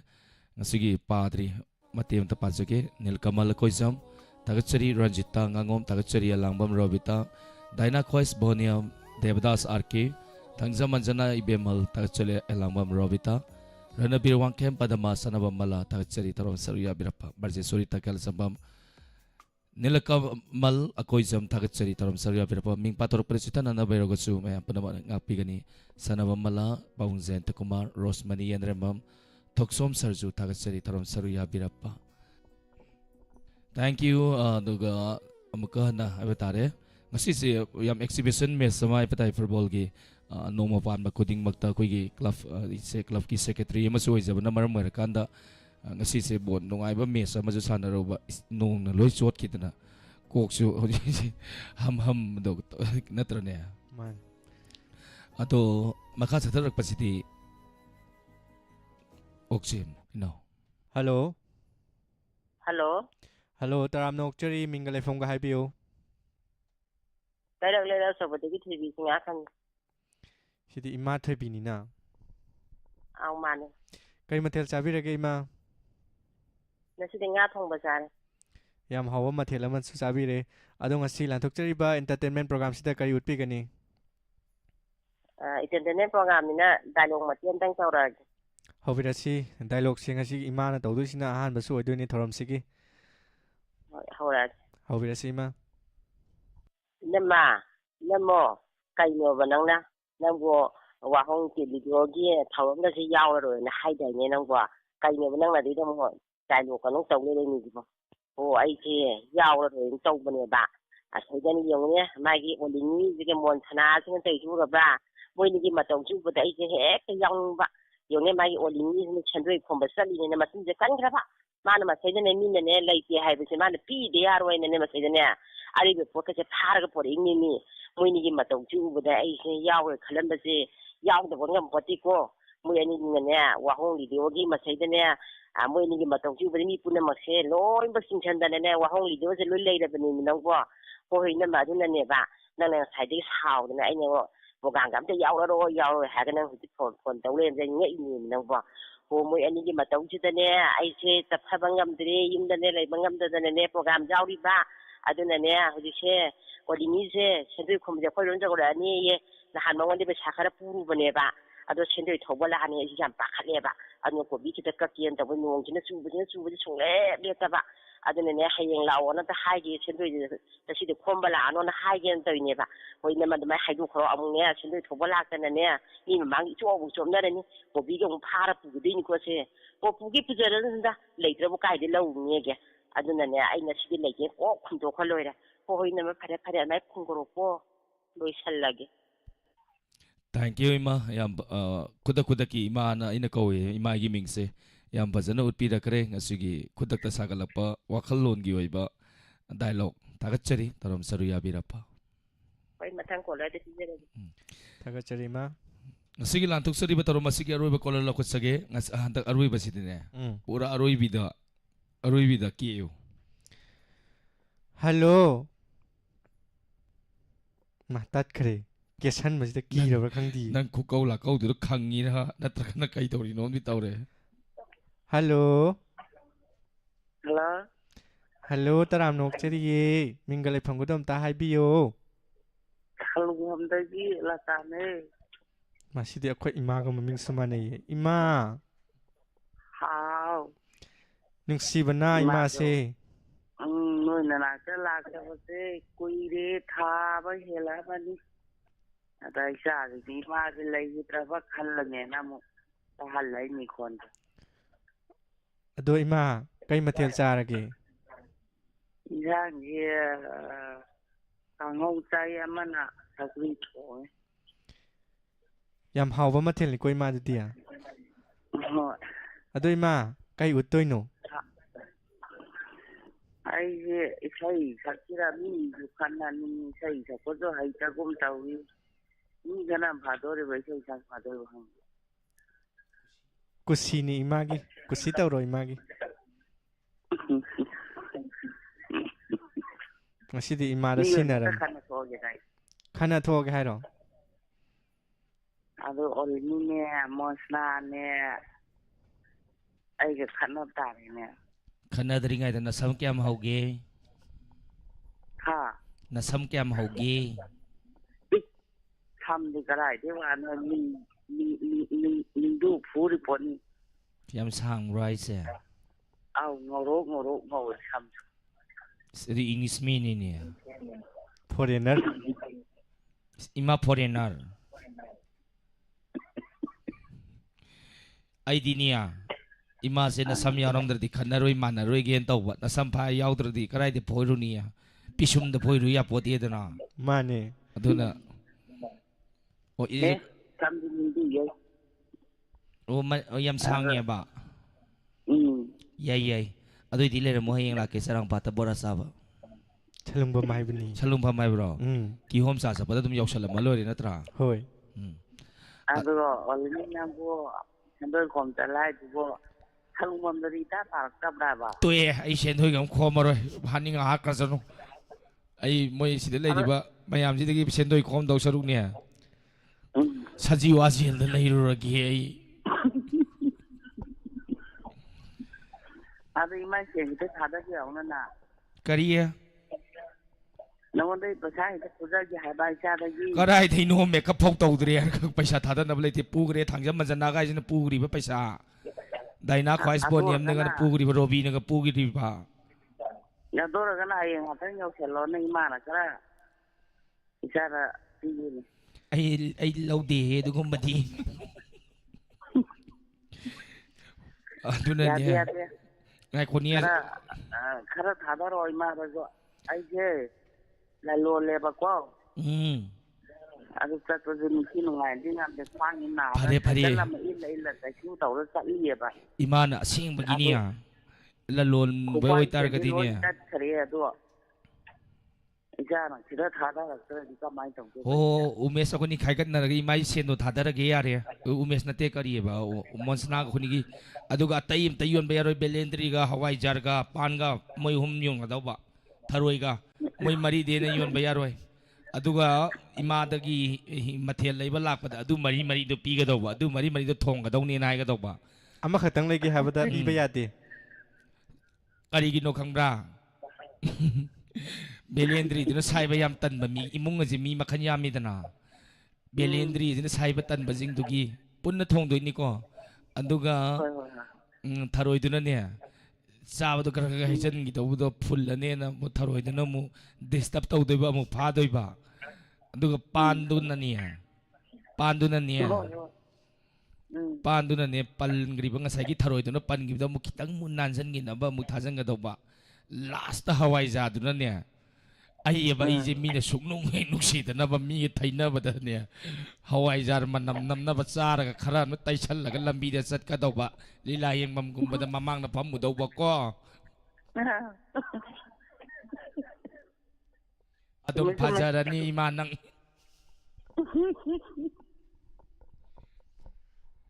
Angada saga सम नुंगाय दना तुमजन मज याद गुम तौ यावनिंग दना पंगांग ngang bai tini ai ni ta khana gi jairom ka na te ai som da mi ta khana gi ba mi khana bu de khoi da ta lagum si ko khana ba akol bi khana ba lore dana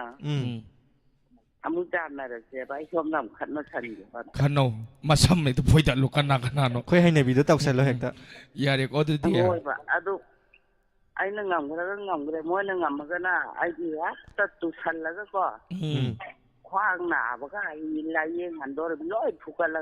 kai nom le bi do kai bim le bi do tausan na bim le bi do ta yam tausan na bim le bi du ra ba o suwa da sum lo sal la da ja ga ima thank you tarom saru ya bi ra pa yam ngai jai ma sing ai ba tare ngak to su pothana ba lantok sari ba thorom asida ngak to su momon no handana masine khoi gi pandam maram maduna ne khoina ngasai dagi lila yaw bi sari se sigini imai bel singang no na bai ba tare thengla ba matam asida ngasigi inspector tayai ano batangka pung tarani thoi makai chapsa na thajagani mayam soidana ngai minasi ngasigi inspector tayai ano batangka late night story pung tarani thoi da kodol tamjage थोरमसी तोंगा तोंगा बा platform Singh the थोरमसी बुसरु याबिरिबा मया पुनम पु हाइनिंगा लेतना थागचरी लोइना थोरमसी लोइसिन बगी अयाब लौजगे अतेन बा break अमगी मतुंग दा सुमांग कुमई सुमांग लीला Narang खोंथांग artist association गी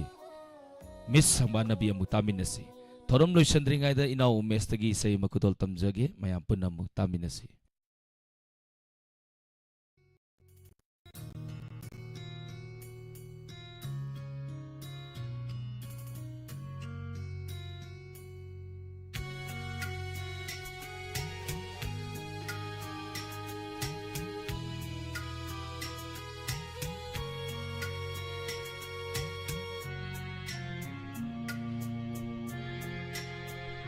ꯑꯣꯏꯈꯤꯕ ꯌꯥꯏ ꯅꯪꯁꯦ ꯃꯤꯒꯤ ꯆꯠꯈꯤꯕ ꯌꯥꯏ ꯑꯩꯕꯨ ꯊꯥꯗꯣꯛꯇꯨꯅ ꯑꯣꯏꯈꯤꯕ ꯌꯥꯏ ꯅꯪꯁꯦ ꯃꯤꯒꯤ ꯆꯠꯈꯤꯕ ꯌꯥꯏ ꯑꯩꯕꯨ ꯊꯥꯗꯣꯛꯇꯨꯅ ꯍꯣꯡꯈꯤꯕ ꯌꯥꯏ ꯁꯥꯒꯩ ꯂꯩꯐꯝ ꯑꯗꯨꯕꯨ 이famꯗ ꯀꯥꯏꯅꯔꯁꯤ ꯑꯁꯤꯃꯇꯪꯗꯤ ꯅꯪꯅ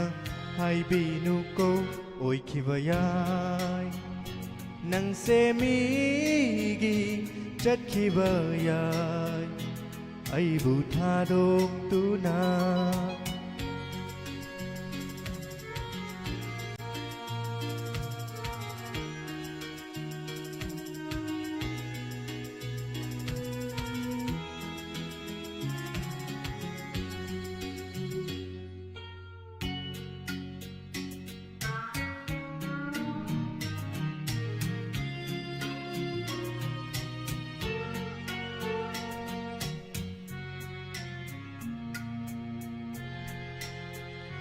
ꯆꯠꯈꯣ ꯅꯪꯒꯤ ꯄꯨꯟꯁꯤ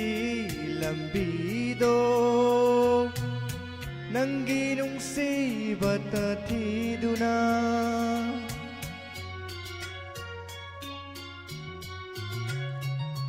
ꯆꯠꯈꯣ ꯅꯪꯒꯤ ꯄꯨꯟꯁꯤ ꯂꯝꯕꯤꯗꯣ ꯅꯪꯒꯤ ꯅꯨꯡꯁꯤꯕꯇ ꯊꯤꯗꯨꯅ ꯋꯥꯔꯧꯔꯣꯏ ꯅꯣꯡꯃꯇ ꯊꯃꯣꯏꯁꯤꯅ ꯑꯩꯒꯤꯅꯤ ꯇꯝꯂꯝꯗ꯭ꯔꯕꯤ ꯅꯪꯕꯨ ꯀꯔꯝꯅ ꯊꯤꯡꯂꯨꯒꯅꯤ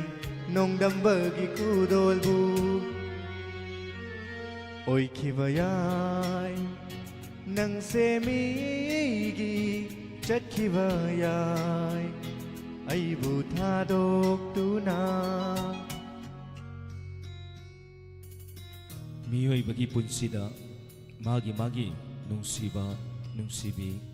ꯃꯤꯄꯨꯝ ꯈꯨꯗꯤꯡꯃꯛ ꯀꯥꯏꯅꯩ ꯃꯥꯂꯦꯝꯁꯤꯗ ꯂꯩꯔꯤꯕꯁꯤꯡ ꯅꯨꯡꯁꯤꯅꯕ ꯈꯨꯗꯤꯡꯃꯛ ꯊꯨꯡꯅꯒꯅꯤ ꯍꯥꯏꯕꯗꯤ ꯂꯩꯇꯦ ꯃꯔꯝ ꯑꯗꯨꯅ 미오이ꯕ ꯃꯤꯄꯨꯝ ꯈꯨꯗꯤꯡꯃꯛ ꯃꯥꯒꯤ ꯅꯨꯡꯁꯤꯕ ꯑꯃꯃꯝꯗꯤ ꯂꯣꯠꯇꯨꯅ ꯊꯝꯃꯤ ꯀꯥꯏꯅꯕꯁꯤꯕꯨ ꯅꯨꯡꯁꯤꯅꯕ ꯈꯨꯗꯤꯡꯃꯛ ꯊꯨꯡꯅꯒꯅꯤ ꯂꯩꯇꯦ ꯂꯥꯞꯅꯈꯤꯕ ꯈꯨꯗꯤꯡꯗꯨꯕꯨ ꯅꯨꯡꯁꯤꯅꯗꯦ ꯍꯥꯏꯁꯤꯔꯥ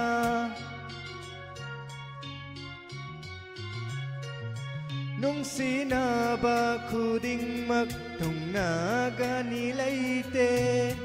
ꯂꯥꯞꯅꯈꯤꯕ ꯈꯨꯗꯤꯡꯗꯨꯕꯨ ꯅꯨꯡꯁꯤꯅꯗꯦ ꯍꯥꯏꯁꯤꯔꯥ ꯅꯪꯕꯨ ꯊꯃꯣꯏ ꯁꯦꯡꯅ ꯅꯨꯡꯁꯤꯕꯗꯤ ꯂꯩꯁꯅꯨ ꯊꯃꯣꯏ ꯅꯨꯡꯗ ꯂꯦꯡꯗꯅ ꯃꯆꯨ ꯍꯣꯡꯕ ꯌꯥꯗ꯭ꯔꯕ ꯁꯛꯂꯣꯟꯒꯨꯝꯅ ꯑꯣꯏꯈꯤꯕ ꯌꯥꯏ ꯅꯪꯁꯦ ꯃꯤꯒꯤ ꯆꯠꯈꯤꯕ ꯌꯥꯏ ꯑꯩꯕꯨ ꯊꯥꯗꯣꯛꯇꯨꯅ ꯑꯣꯏꯈꯤꯕ ꯌꯥꯏ ꯅꯪꯁꯦ ꯃꯤꯒꯤ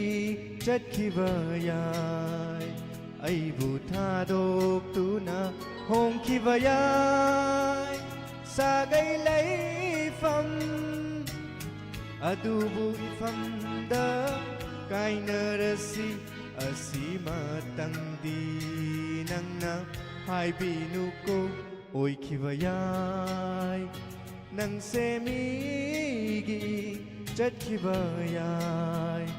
ꯑꯩꯕꯨ ꯊꯥꯗꯣꯛꯇꯨꯅ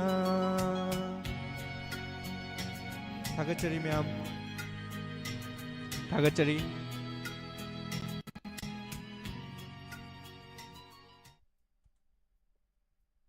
ꯊꯧꯔꯝꯁꯤꯕꯨ ꯃꯤꯠꯌꯦꯡ ꯇꯥꯕꯤꯔꯤꯕ ꯑꯃꯗꯤ ꯇꯣꯉꯥꯟ ꯇꯣꯉꯥꯟꯕ ꯄ꯭ꯂꯦꯠꯐꯣꯔꯝꯁꯤꯡꯗ ꯇꯥꯕꯤꯔꯤꯕ ꯈꯨꯗꯤꯡꯃꯛꯄꯨ ꯇꯔꯥꯝꯅ ꯑꯣꯛꯆꯔꯤ Thank you. Inau Umeski Sayidamata Mayam Punamana Kuba Hona Kubidana Inaugi Puning Togot Pirapa Tagachari. Thank you. Toromasi Lucian Bagi Yaba Mayam Dagi Lozage.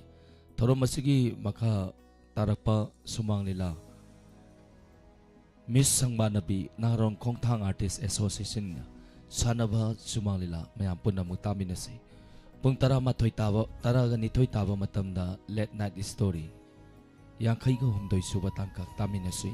Lono na Inspector Tayagi Anova Tangkak Pung Taranitoy Makay Chapsana Husagani Mayam Puna Saruya Biu Tonga-tonga platform sing na tarong masibo saruyado na tarong masibo mapungpahan bini pa po na magpuhay ni ngay layta na takot sa pagalunan na may kukradang mayam dagi laptop pag-iaya walaw zari po na mapuolen sa pamamati. Omes lukram na kurum zari.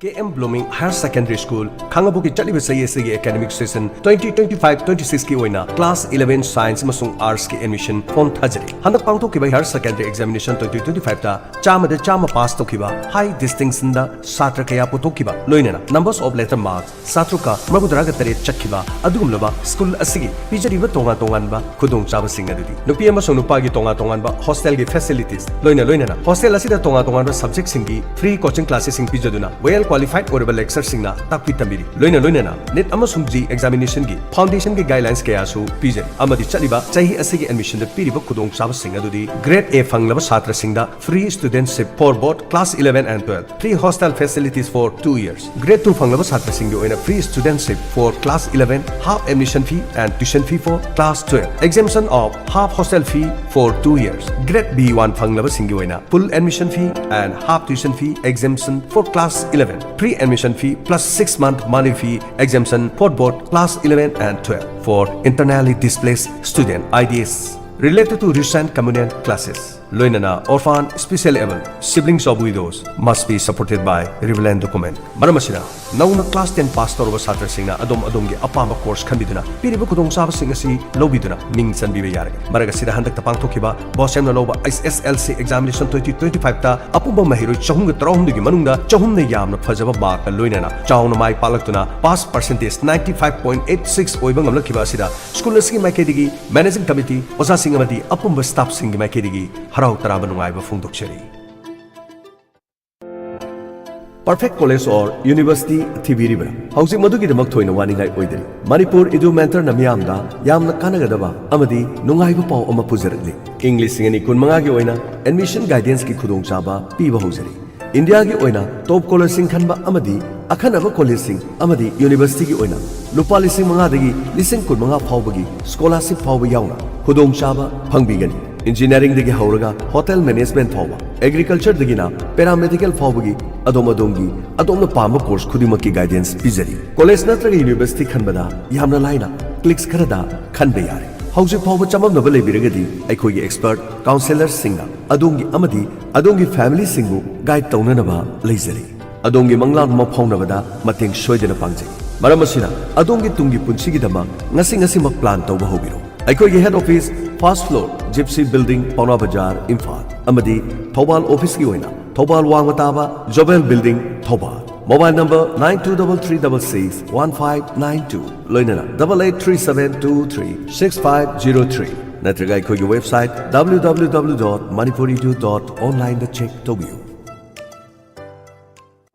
Graduate amasung undergraduate singna Manipur Young Professional Intensive Program da yauduna Manipur da evidence based policy making amasung good governance saruk yabiu laifam chafam amasung chatok sasingi khudong chaba pizabata natana thada lupa lising tarik ki stipend su pizagani akupa marol gi damak 7085109523 da contact tawbiu natraga iroi semba da laiba mayol office da lakpiu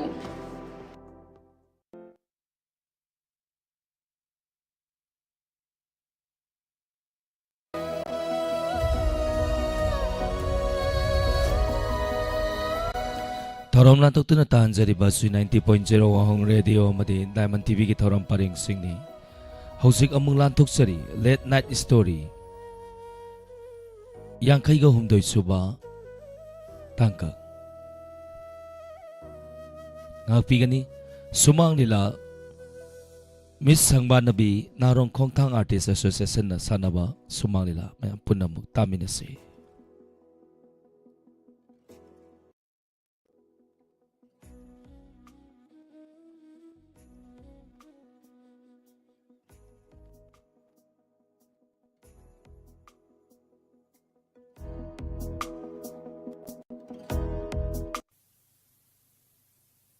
कोने ना हाइदो hotel housing मियाम दे खुशी नबी खरे ngasai thormu yamun khibna miyam sak tak cha hogda misa makhakta tinbiri miyam ga ya balo zar ga ichak tak seke tamo jem sal tamo tin thok biro len thok birni bai gi yam se forum jari ngasi gari ba thoibi hotel si forum jari building construction si bu sana bo oina bo honna bada ahin nung thil kya da awa ba kya mai nabi khraba ai gi yam ba content ji jem sal aduga amta microphone da yung to pai hoge thank you ngasi simester sahib na sangha biriba thobi hotel haiba hotel asibu sanana bo khona bada manipur sarkar gi maikai dagi asau ba thogda ma logi rakhiba executive engineer ai mang dele piriba ai inau nikthe am pa biro bagal bolo logi ngasi gi sumla sing level ba thorum asida manipur sarkar gi makha dele ba department ke agi makok tongbo officer sing media gi miyoi sing hiram kya yi sangna riba miye kya na sok ya bidina thebi hotel miyam de kosin na bikre akoi program se lo jidri program se ki makha satha jarak bo oina akoi sei nong mai ki thorom koktang miyam de na kundri bo oindri sei sab ki bidori na kali ba sahi sigi ni sangbana bi ki contest ta sangbana bi ki luhuk na leken khabi miyam na mi sangbana bi har ka ta khangna rabi miss India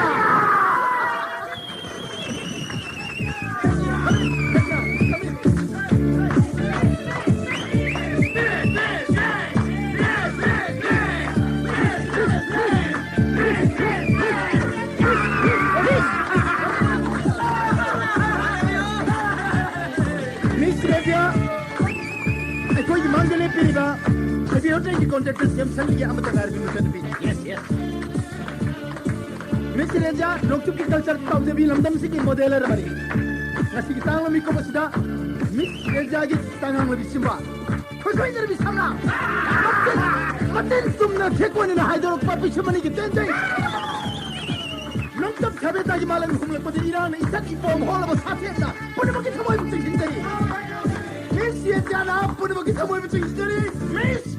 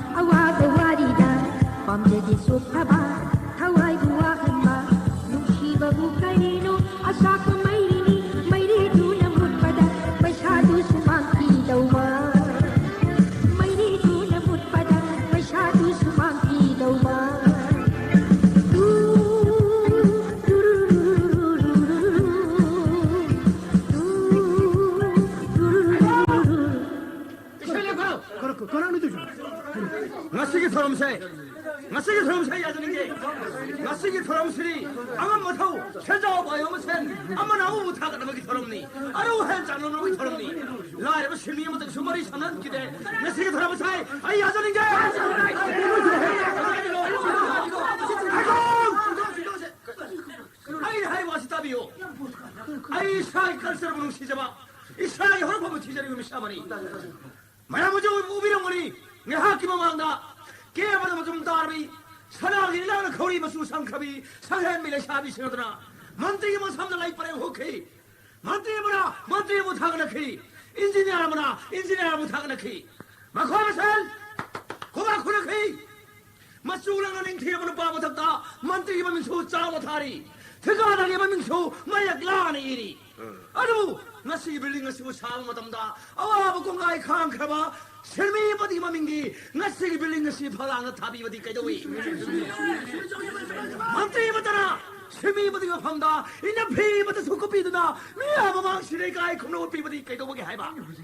selmi batabu akhan na pham da phaman khire ngasi ki torama sai ai ya jani dai ai angau manda gali di yare pandang gumana yanin dre kaido deno ha 신니 신거도 된다 봉어 이나 마틱 샤라 베샤 비라 소리바 렘 소문에 되게 가봐라 아드디 야마 너하나 깔렌 타기 사르바는 사마다 신니 신이 뭐 사대기 센터고 후망 신거도 라로라기 힝바 이 탁고 후망 라론 마티가라 마시 이즈 까라 마시 까니 이 까가니 야무싱 아이 와이스 이 호그니 아드부 야무싱 아무튼 칸다시 하시고마 더럼 라푸시다 신민싱이수 판판마마땅 비비드나 레이바 미야 마왕시다 이까이 코노고 비름을버디 아이게 타모이시네 뺄랑거다마네 앙은 마타우시나 아톰마하우 크라도이수 쿠도안 비름을버디 아이게 타모이시네 뺄랑거다마네 나 다들 꾸르 돌지 마이 시가나 다들 끼네 자무나 렌 돌반다 비세비가 꼬다레 끼바는 나모이 크라바따즈만 마마녹드라 사하단 맘따즈기 누시바리 릴리너리 아드부 ताजमन मुसाबदा मरु मयांग केम खबा Semele सिंग सिंग कयारदी अथेंग महिं कयार तमनरी साजान मो their their चाहिरी Lowry नंगिना ते ममताज आई खोई इस ममताज रही है ना थमाई सौन Teng थारी ममताज क्या इमा पूरे में कयार तेंग थारी मसी लोगता किसी मुथाओ लंदर खोई गाली लोगता किसी मुथाओ न होना बता सांग बसिंग हुटपदा मरु मयांग केम खबा सेमीली सिंग कयादी नसी मई लो संग सोनिंग सिंग बिदे कहिरो लमदम मसिले बासो साव सेजाओ बाइबना खोइना सेमी सिमु असुगन थरे यबिरि बसिबो करिनो तोसिबो हे अनोबा करिनो सिगांगी जोरो मैपसे चलो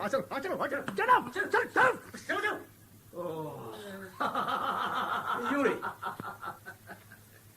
남미드고 해양엄마 그우리 아시그마 더럼 라크시다 심이 뭐드기 뭐 펌다 랑라 뭐드기 그돈 담비름 러버리야 이기 터모이스네 빼랑 뭐더버리 너바이 슈캉이 과이드기 싸보다 하고 사동비 미어이버게 똥사스리 과이드기 싸우는 새동 방수 미불레만 모리네 과이드 탁보다 거의 덕넘수 이 탁바 후망을 모양나 파마이 펑곡 펑을 넘었으나 라이브스기 비다 타비르버 까라솔레라 해버 강해 아주 기사록 비대피가 이 셋비스기 씨바 동이 와야 되는 딸이가 뭐니랬다 예 나는 안 그러더라 하 내가 시간 무슨 nang mamina ingono sikaw ida ba nang mai tay no pi ai na mai tay no pa mai tay no pi man mai tay no pa man kupa ma tha yai kai kai di nang ni no pi masani kai su khang da to ri adu nang matam ma kha khigani adu ya sing na khoi pun ma khang jelo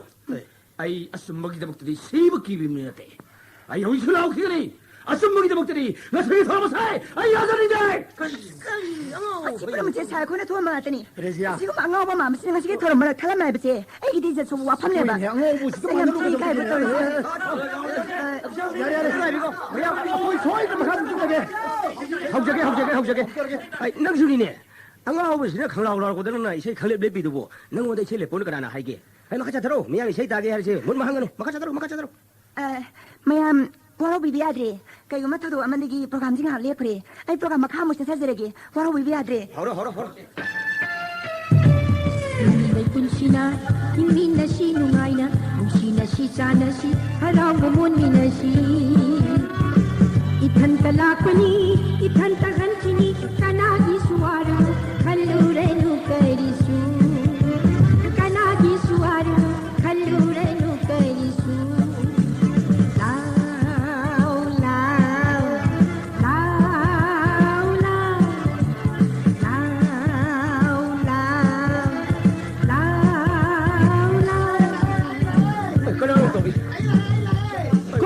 시는 뭐? 라와이 다이네 라에. 그나노 도시고. 아이네 아이 강들어 아이네 아이 나세기 도르마시다 아이 저거 이 마티다 사세기 나 아이 저거 이 티다 사세기 깨도게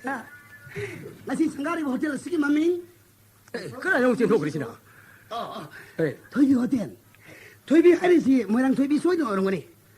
뭐랑 토이비기 명다 아속 저러고 상가합시다 아이 거기 이나 저이버 도르마도 방송돼 학상 계약기만 본 계약 오토피 비제 비가 셰피 아니 저거 이 학다 마스도 우리가 내 모양 토이비는 소이는 사오는 거니 아이 거기 이해는 뭐이들 사고는 줄 알아봐 이나 끼워이바 저거 이 새끼 아말레니 마세 말렘 뿌는 로이는 강내지 보니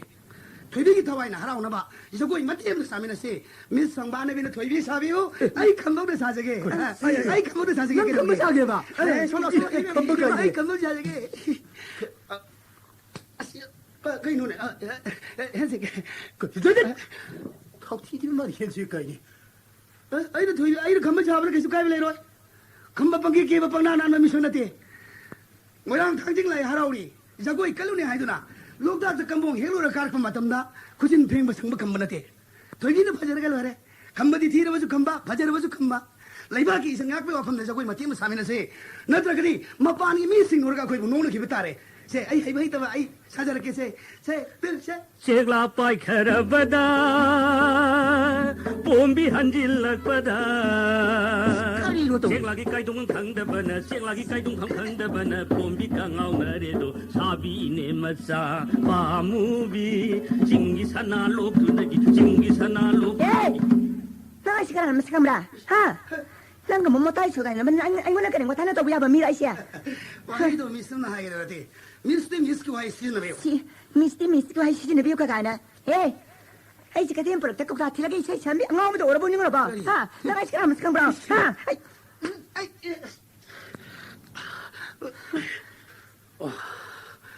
phải ấy sẽ cái nào không kể ấy sẽ cái nào không kể mà 왜 그걸 안 강요노 아 타피 이따이 이래더라 너는 실을 비주얼 맞다 너는 밤에 상부 야야 되지나 사나 강들어 아 그나노 놈고 ấy cái nào đó 시타하르기 히로스는 강비고 파므라 강비고 파므라 그 시타하르기 히로가 सरकार सिंधा से हम चौबुत होरम सिधा नंग disturb तो बगी उसे commando में आऊं कौशल लगा नंग नेट का हेलो अदों को ये खनबी रिवा सरकारी कमांडो दो करम कमांडो नो हां करम कमांडो नो करम सरकार की कमांडो नो का गाय नहीं सरकार वसिंग याम में आई से सरकार में लेर में खन गनो आई मिलस ना तो सांग पने हौजे आई इंगिल में पी मतमदा मपान इ रे इरांग नदिबा वहोंग मतु थेतपा क्वागला बसिंगिने सोर फुइन होन मन वायरोय वासाई मने नुवायरोय याम मतौ मानदना फौगाई बेवानी ने ओइ मतौ मान बिदो होबि रे मिसंग नते मा से लमदम मस्की मिस मानिने मिस समानबी आई सनुपी ओइ माना ngone yeng mi mi sigil man ni nong ma apong man thamda ai gi mieng soina singi gane ngasi dei sala nang ke dong ba 아이고 보이 까리로 또 우리 어떻게 땀지 야래 어떤 가비고 아 와로 비로는 것이 디 프로그램지 거기 스파이더로 신잡다래 로션자래 와로 비로서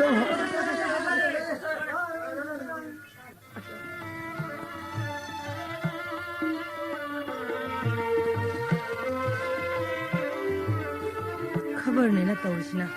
अफा नुआगी पाउदी अमते hey याउदे hatnabagi sunabagi ngasina duda kapnare ngasina duda siba chang mataramne khangde manipur gi law and order gi thibam jina tawrise amaduna marolama khana ko ye chakhiba kari doraba janu khangde da aiwa nona laita khide da puninsa ima bungo nasa hamjare ima nang halabra hoi ima kai doraba doctor unarabra doctor unajare ima doctor na kari haraba doctor na kaisu thoidokpa tawroi numsa thirunu na takpire ima aduga x-ray gi result na kari hai x-ray su thoidokpa kaiba leramdra male nasa na usik sari ba hidak si sang nai na saraga adum pharakani kaisu waruno na haibire ima fare yam thuna phaba warasan masi nongmani ni si thabai gang chathokpa yade ningti na potharaga laikho koi bunga ima press ta kari torumgada ge khalubada nasa phamung di hippi bane ne hippi base ai tumbadi haba natini ima hoine nasa kok si pothaba natini nang inu pam sa reporter du su hikta tamo unaninge na laambani nang laitaba du da sakhrabani lambi da swai da busat pusalam kin ima ai thodok adu ningsing luraga yamna ningam laktre ima sana tomba nasa yamna ningam laktre नुमित अदुदा इना लामी सिंगदगी मफमदा आई सि press की मीनी हाइदना आई अशोक चक्र येकपा I card अदो आइना मखोगी मफमदा उठखिबनी ने मा अशोक चक्र बुंगाक सेनम लेरिबा खुत खुलाई पाइबा तमफिबा पुक्सेल चेनब लामी सिंगदना आई आई कार्ड अदो इकाई खुंगना वोट पिखिदे मा नसागी खुत की कार्ड अदो मुलगा लाइबा आई थतलम थोक्खिबनी ने मा हुंदोक बनी द कोमसे अदम न हुंदोक पाहुना देने का तुवा से पाइसर फरे मदुदा यामनि हेना खलुरन मधु अखोगी लमदम सिददी अनौब नतेने बुआ freedom of speech freedom of right पुततन सिंगरतुना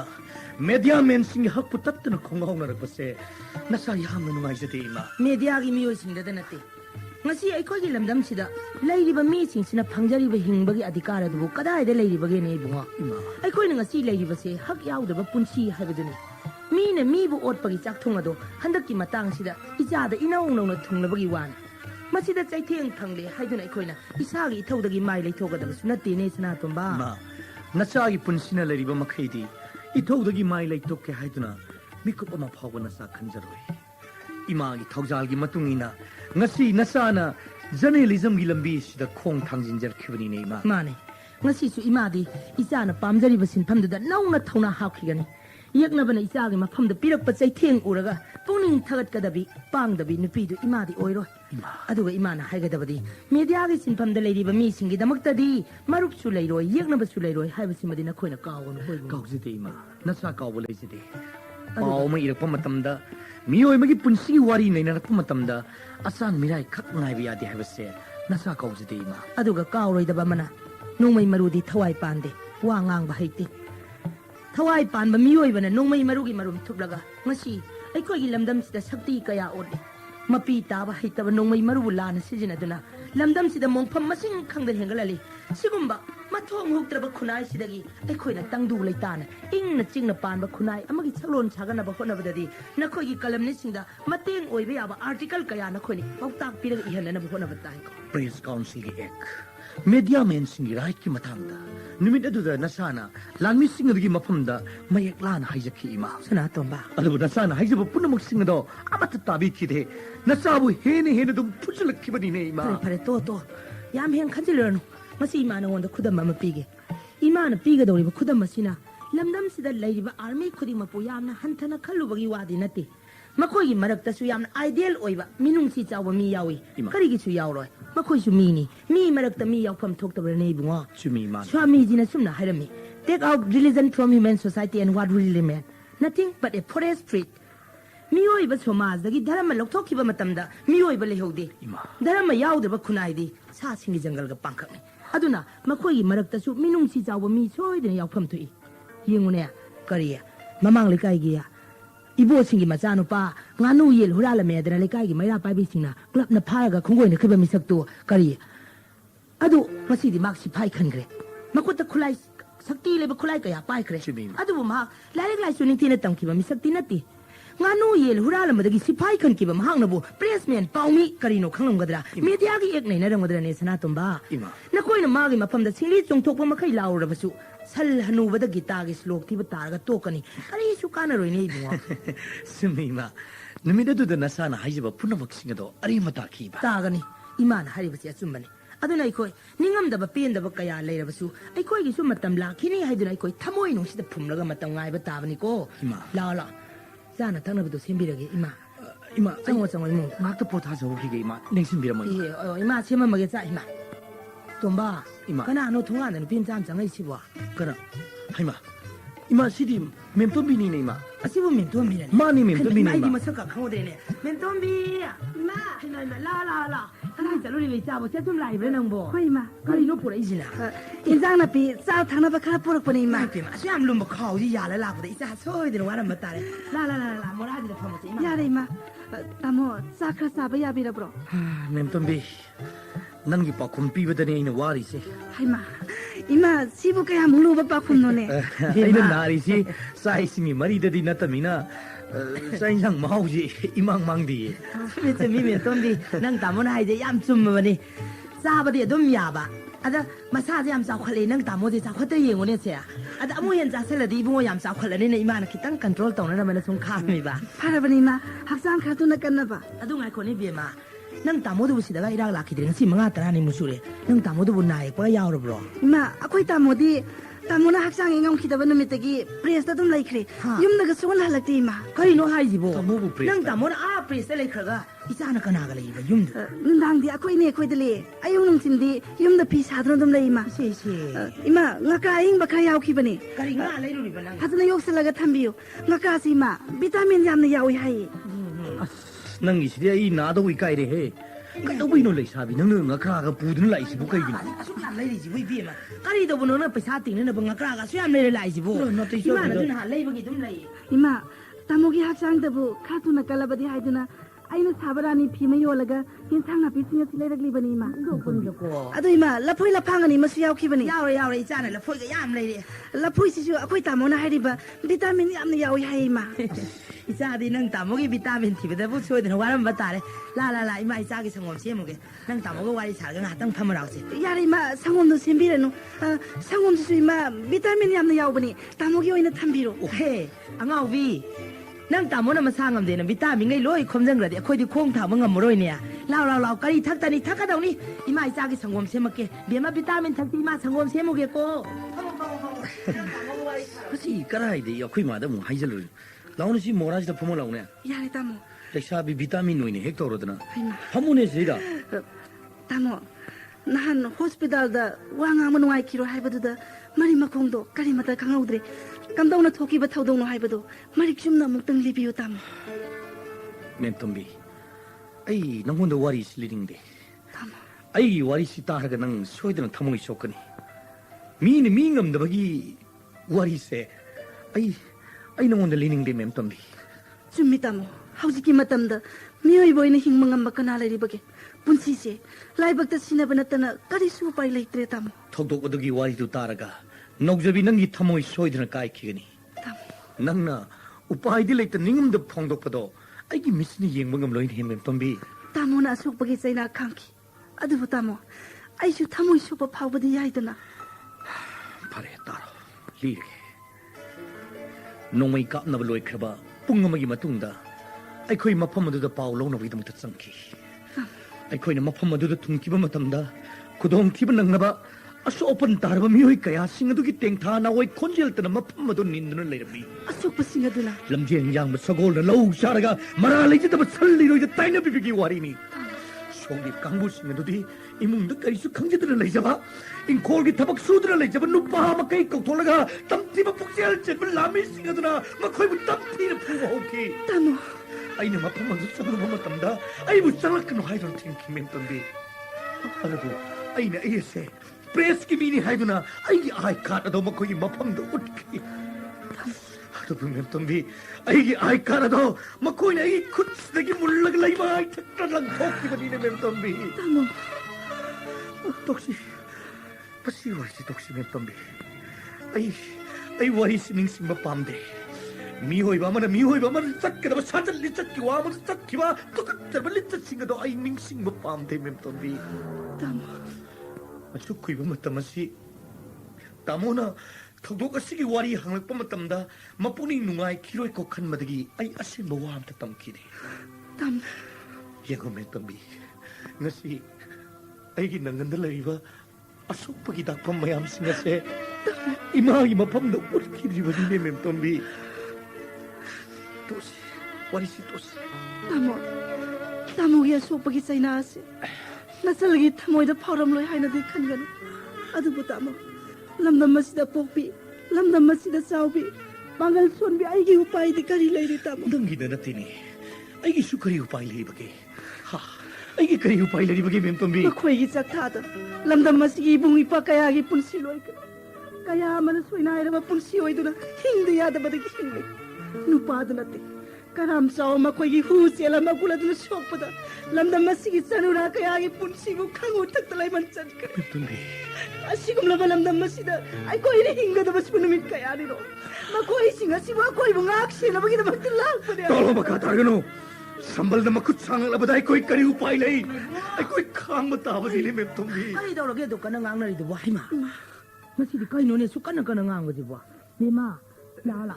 nang tamogi ka da sangom imana semaga thamame ꯅꯪ ꯇꯥꯃꯣꯒ ꯄꯨꯂꯞ ꯊꯧꯔꯁꯤꯂꯥ ꯃꯣ ꯂꯥꯛꯑꯣ ꯏꯃꯥ ꯁꯪꯒꯣꯝ ꯊꯛꯁꯤꯂꯥ ꯋꯥꯔꯨꯕꯤꯔꯅꯨ ꯑꯩ ꯁꯪꯒꯣꯝ ꯊꯛꯆꯔꯔꯣꯏ ꯅꯣꯡꯃ ꯂꯥꯛꯑꯒ ꯆꯥꯛ ꯏꯁꯤꯡ ꯂꯣꯏꯅ ꯆꯥꯖꯔꯒꯦ ꯃꯤꯟꯇꯣꯝꯕꯤ ꯑꯩ ꯆꯠꯈ꯭ꯔꯒꯦ ꯀꯩꯅꯣ ꯃꯁꯤꯟ ꯇꯧꯔꯤꯁꯦ ꯍꯥꯏ ꯏꯃꯥꯅ ꯏꯆꯥꯒꯤꯅꯦꯅ ꯁꯨꯌꯥꯝ ꯋꯥꯅ ꯁꯦꯝꯃꯨꯔꯒ ꯁꯪꯒꯣꯝꯁꯦ ꯉꯥꯏꯈꯣꯅꯦ ꯃꯤꯟꯇꯣꯝꯕꯤ ꯅꯪꯕꯣ ꯏꯍꯦ ꯆꯠꯈ꯭ꯔꯦꯗꯣ ꯍꯨꯟꯗꯣꯛꯄꯅꯤꯗ ꯀꯔꯤ ꯍꯥꯏꯔꯨꯔꯒꯦꯅꯦ 이봉ꯝꯆꯥ ꯅꯪꯕꯨ ꯑꯉꯥꯡꯁꯤꯗ 이마 ꯑꯩ ꯀꯔꯤꯁꯨ ꯍꯥꯏꯔꯨꯕ ꯅꯠꯇꯦ 이마 ꯄꯦꯡ ꯊꯣꯛꯄꯅꯤꯗ ꯀꯔꯤ ꯇꯧꯔꯕꯅꯣ ꯃꯥ ꯊꯣꯛꯄꯒꯤ ꯋꯥꯔꯤꯗꯨ ꯃꯉꯣꯟꯗ ꯂꯤꯔꯨꯕ ꯃꯇꯝꯗ ꯃꯄꯨꯡ ꯈꯖꯤꯛꯇꯪ ꯅꯨꯡꯉꯥꯏꯈꯤꯗ꯭ꯔ ꯃꯥꯜꯂꯦ ꯏꯃꯥ ꯍꯨꯟꯗꯣꯛꯄꯅꯤꯗꯀꯣ ꯈꯥꯎꯒꯥꯗꯤ ꯑꯝꯇ ꯄꯨꯗ꯭ꯔꯦꯅꯦ ꯁꯪꯒꯣꯝ ꯑꯁꯨꯛ ꯇꯣꯝꯕ 이마 ꯀꯅꯥꯅꯣ ꯃꯊꯝꯕꯣ ꯃꯅꯥꯋꯣ ꯀꯣꯅꯨꯡꯗ ꯆꯪꯉꯛꯏꯁꯤꯅ ꯀꯅꯥꯅꯣꯅꯦ ꯁꯤꯕꯣ 이마 이봉호 따모니네 지디 이마 따모네 아이고 따모니 이마 이마이네 시다 어머 나오 까다이되게 앙아버지고 뭐 sakhande네 taw지보 까이가 나는 까다이되네 삼나나노 합산되네 taw리지보 아이 만나는 화나리네 아이 만나는 화나리와 헤이 나 와와 칸칸게노 따모 칸가브라 사바 탁पनि 엄나요 기다랑들 와랑게노 나사도 그래 두는 바꿔나봐 좀봐 해전 뭐 칸칸게노네 너희 아이 부싱시 좀 해전 뭐 칸칸글리네 따모 누가이 도부 따모 yung ay si matang kare nang ay toge na dress kasi loy hongali tabak suba mi sinane mamai khumuga satpa sudo mi singna mamai haikal ga satpa matam masigi sana bi sidane ai koi hinga tapsi am lo khra bajane sudo badi ade sudo haiba tar badi ni bagi culture da laiming lo bata ba to naming di idi te nong thang na saka kai sale naming sa sabi wani pasha di ajana thokte sandrai ai khone image chawba nangna na pinaron sia chadana na samna na hapsanna tawri du kadai dano nangna chaka tawri jibo ima di nang ubada gyan ga puma ang mangi ne tawri ju ai ima nasa na kari hai na pawdam masigi ne ima ngasi nasa na thang li ba khong thang asidi ima sahi ga chap cha ba khong thang ni ima ima ge chawba nang tawri ji kari noi miya hey se paisa si loksilo lupa lising amane tamo amta ngai biko se loksilo se chawba naya mana pi bani loksilo kari gi noi mi nang na na da paisa du yamna pi du kari gi no hai ba ima mana saning ba khalla ga le sa sano oh yengoi ima wan maya banate ima wan ngumsi awat paisa khudi mai ngon har ka dabani imani lening matam ni ma wan ngumsi ko ima gi chawba ima wan maya banate ima nasa sa serukiye nasa bu mangolam ta bibi ima mangolam ta bibi ima ma khoram jari hogal he ichana ning ba khudi mak ta mangol oi bado oi sona pina ra san mi lai phatta bana icha ga chang da chang mangam da boy san ne ima na bol pi ba ima ima se mana mamung nang ko hari bro si ima mangol oi jage pabung nasa sa serukiye nasa bu mangon pina bi ko pa ba ima hai ima wan maya banate ai leite do ni ima wan nganu ko ai thaba masalo ki ge ima wan maya dekho thamo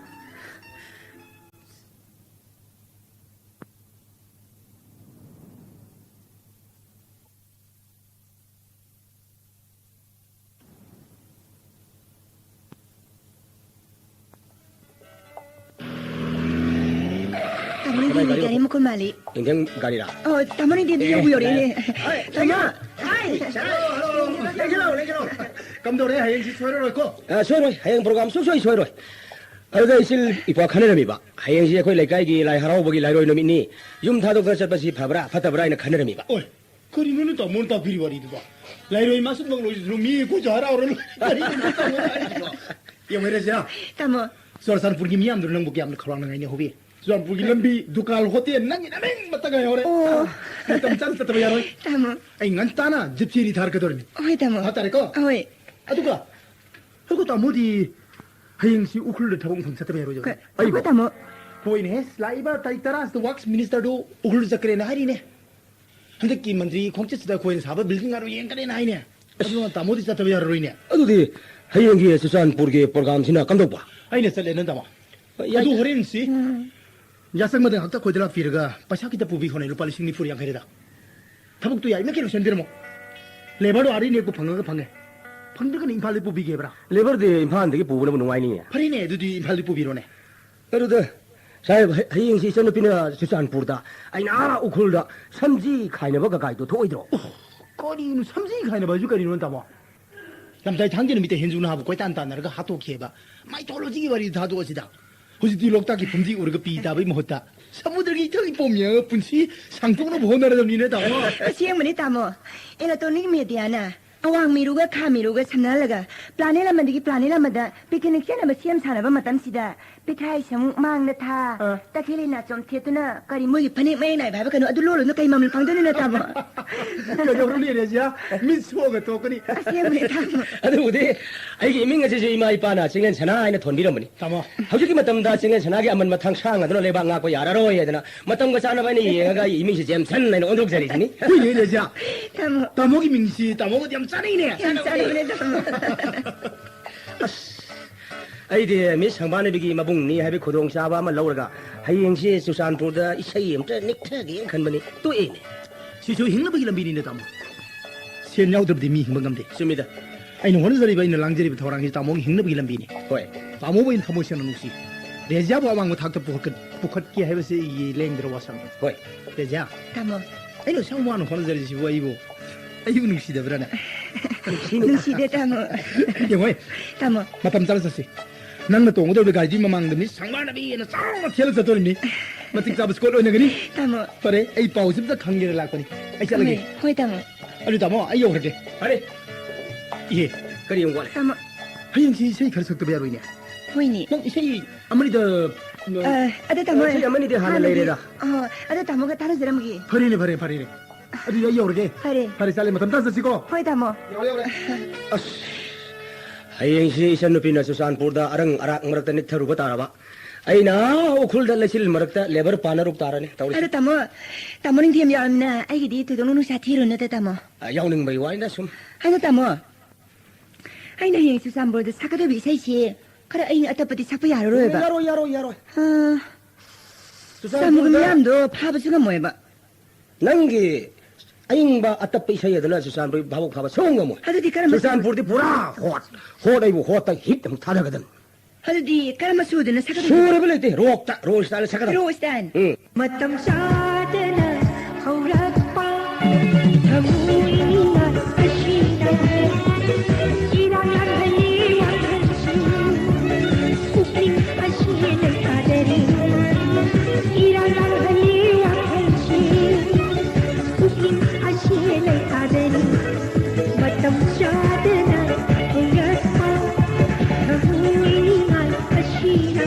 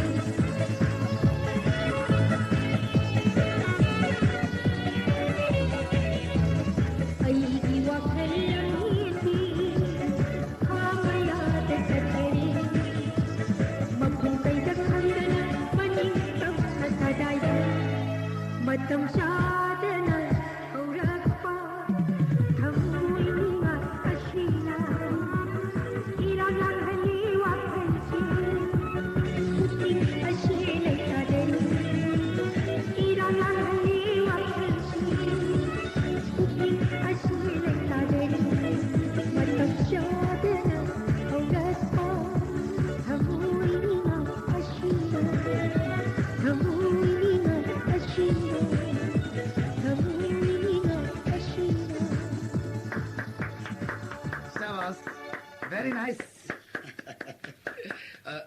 Sorry. I am the Sanjay Kiagana. Legino. Hey. Somna kana. Hey, Siamuta. Hey. Gardening. Oh. Som fashion designer Indra Sen. Hey, I am Indra Sen. Bangladesh ki Bhanu खास थे ओए ओए आई हजे Guwahati the लैजरी देमा ले चलो फिदा तो मोरा तो थैंक यू यार थैंक यू कार्सियंता प्लीज सियंता सॉरी ꯑꯩꯒꯤ ꯏꯆꯟꯅꯨꯄꯤ ꯔꯦꯖꯤꯌꯥ ꯔꯦꯖꯤꯌꯥ ꯀꯨꯝꯁꯤ ꯆꯍꯤꯒꯤ ꯃꯤꯁ ꯁꯪꯕꯥꯅꯕꯤ ꯀꯨꯝꯁꯤ ꯆꯍꯤꯒꯤ ꯃꯤꯁ ꯁꯪꯕꯥꯅꯕꯤ ꯃꯤꯌꯥꯝꯅ ꯅꯨꯡꯁꯤꯕꯤꯕꯗꯒꯤ ꯃꯤꯌꯥꯝꯅ ꯅꯨꯡꯁꯤꯕꯤꯕ ꯃꯔꯛꯇꯨꯗꯒꯤ ꯑꯩꯁꯨ ꯑꯃꯅꯤ ꯊꯦꯡꯛ ꯌꯨ ꯑꯩ ꯐꯦꯁꯟ ꯗꯤꯖꯥꯏꯟꯒꯤ ꯄꯣꯁ ꯒ꯭ꯔꯦꯖꯨꯑꯦꯠ ꯂꯣꯏꯖꯔꯦ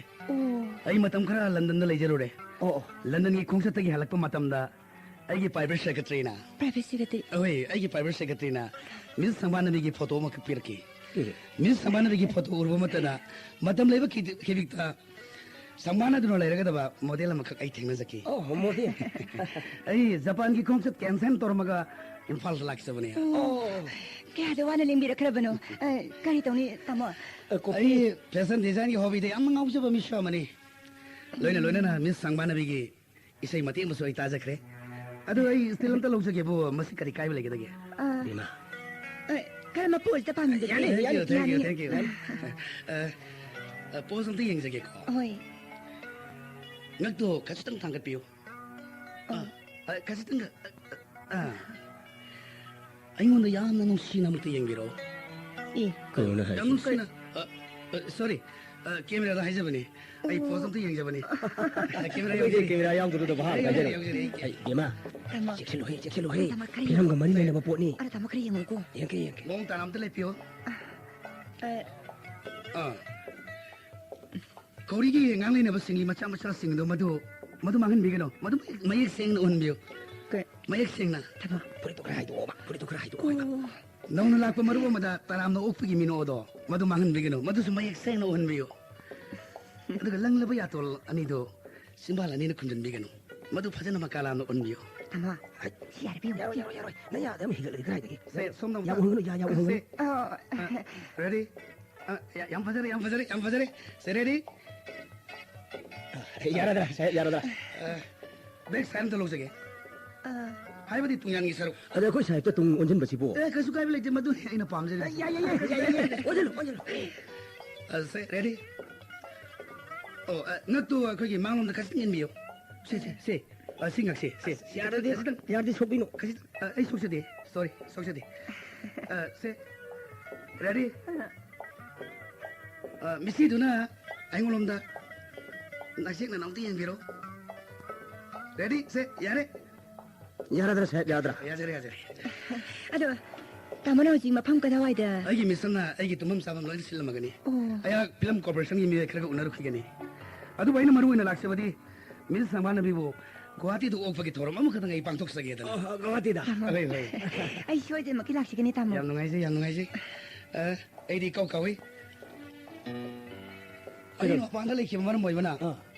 ꯏꯁꯜꯒꯤ ꯄꯥꯝꯖꯕ ꯄꯣꯠꯂꯝ ꯑꯃꯠꯇꯁꯨ ꯌꯥꯎꯖꯔꯛꯇꯦ ꯀꯔꯤꯒꯨꯝꯕ ꯈꯨꯗꯣꯜ ꯑꯃ ꯇꯝꯖꯅꯤꯡꯕꯅꯤ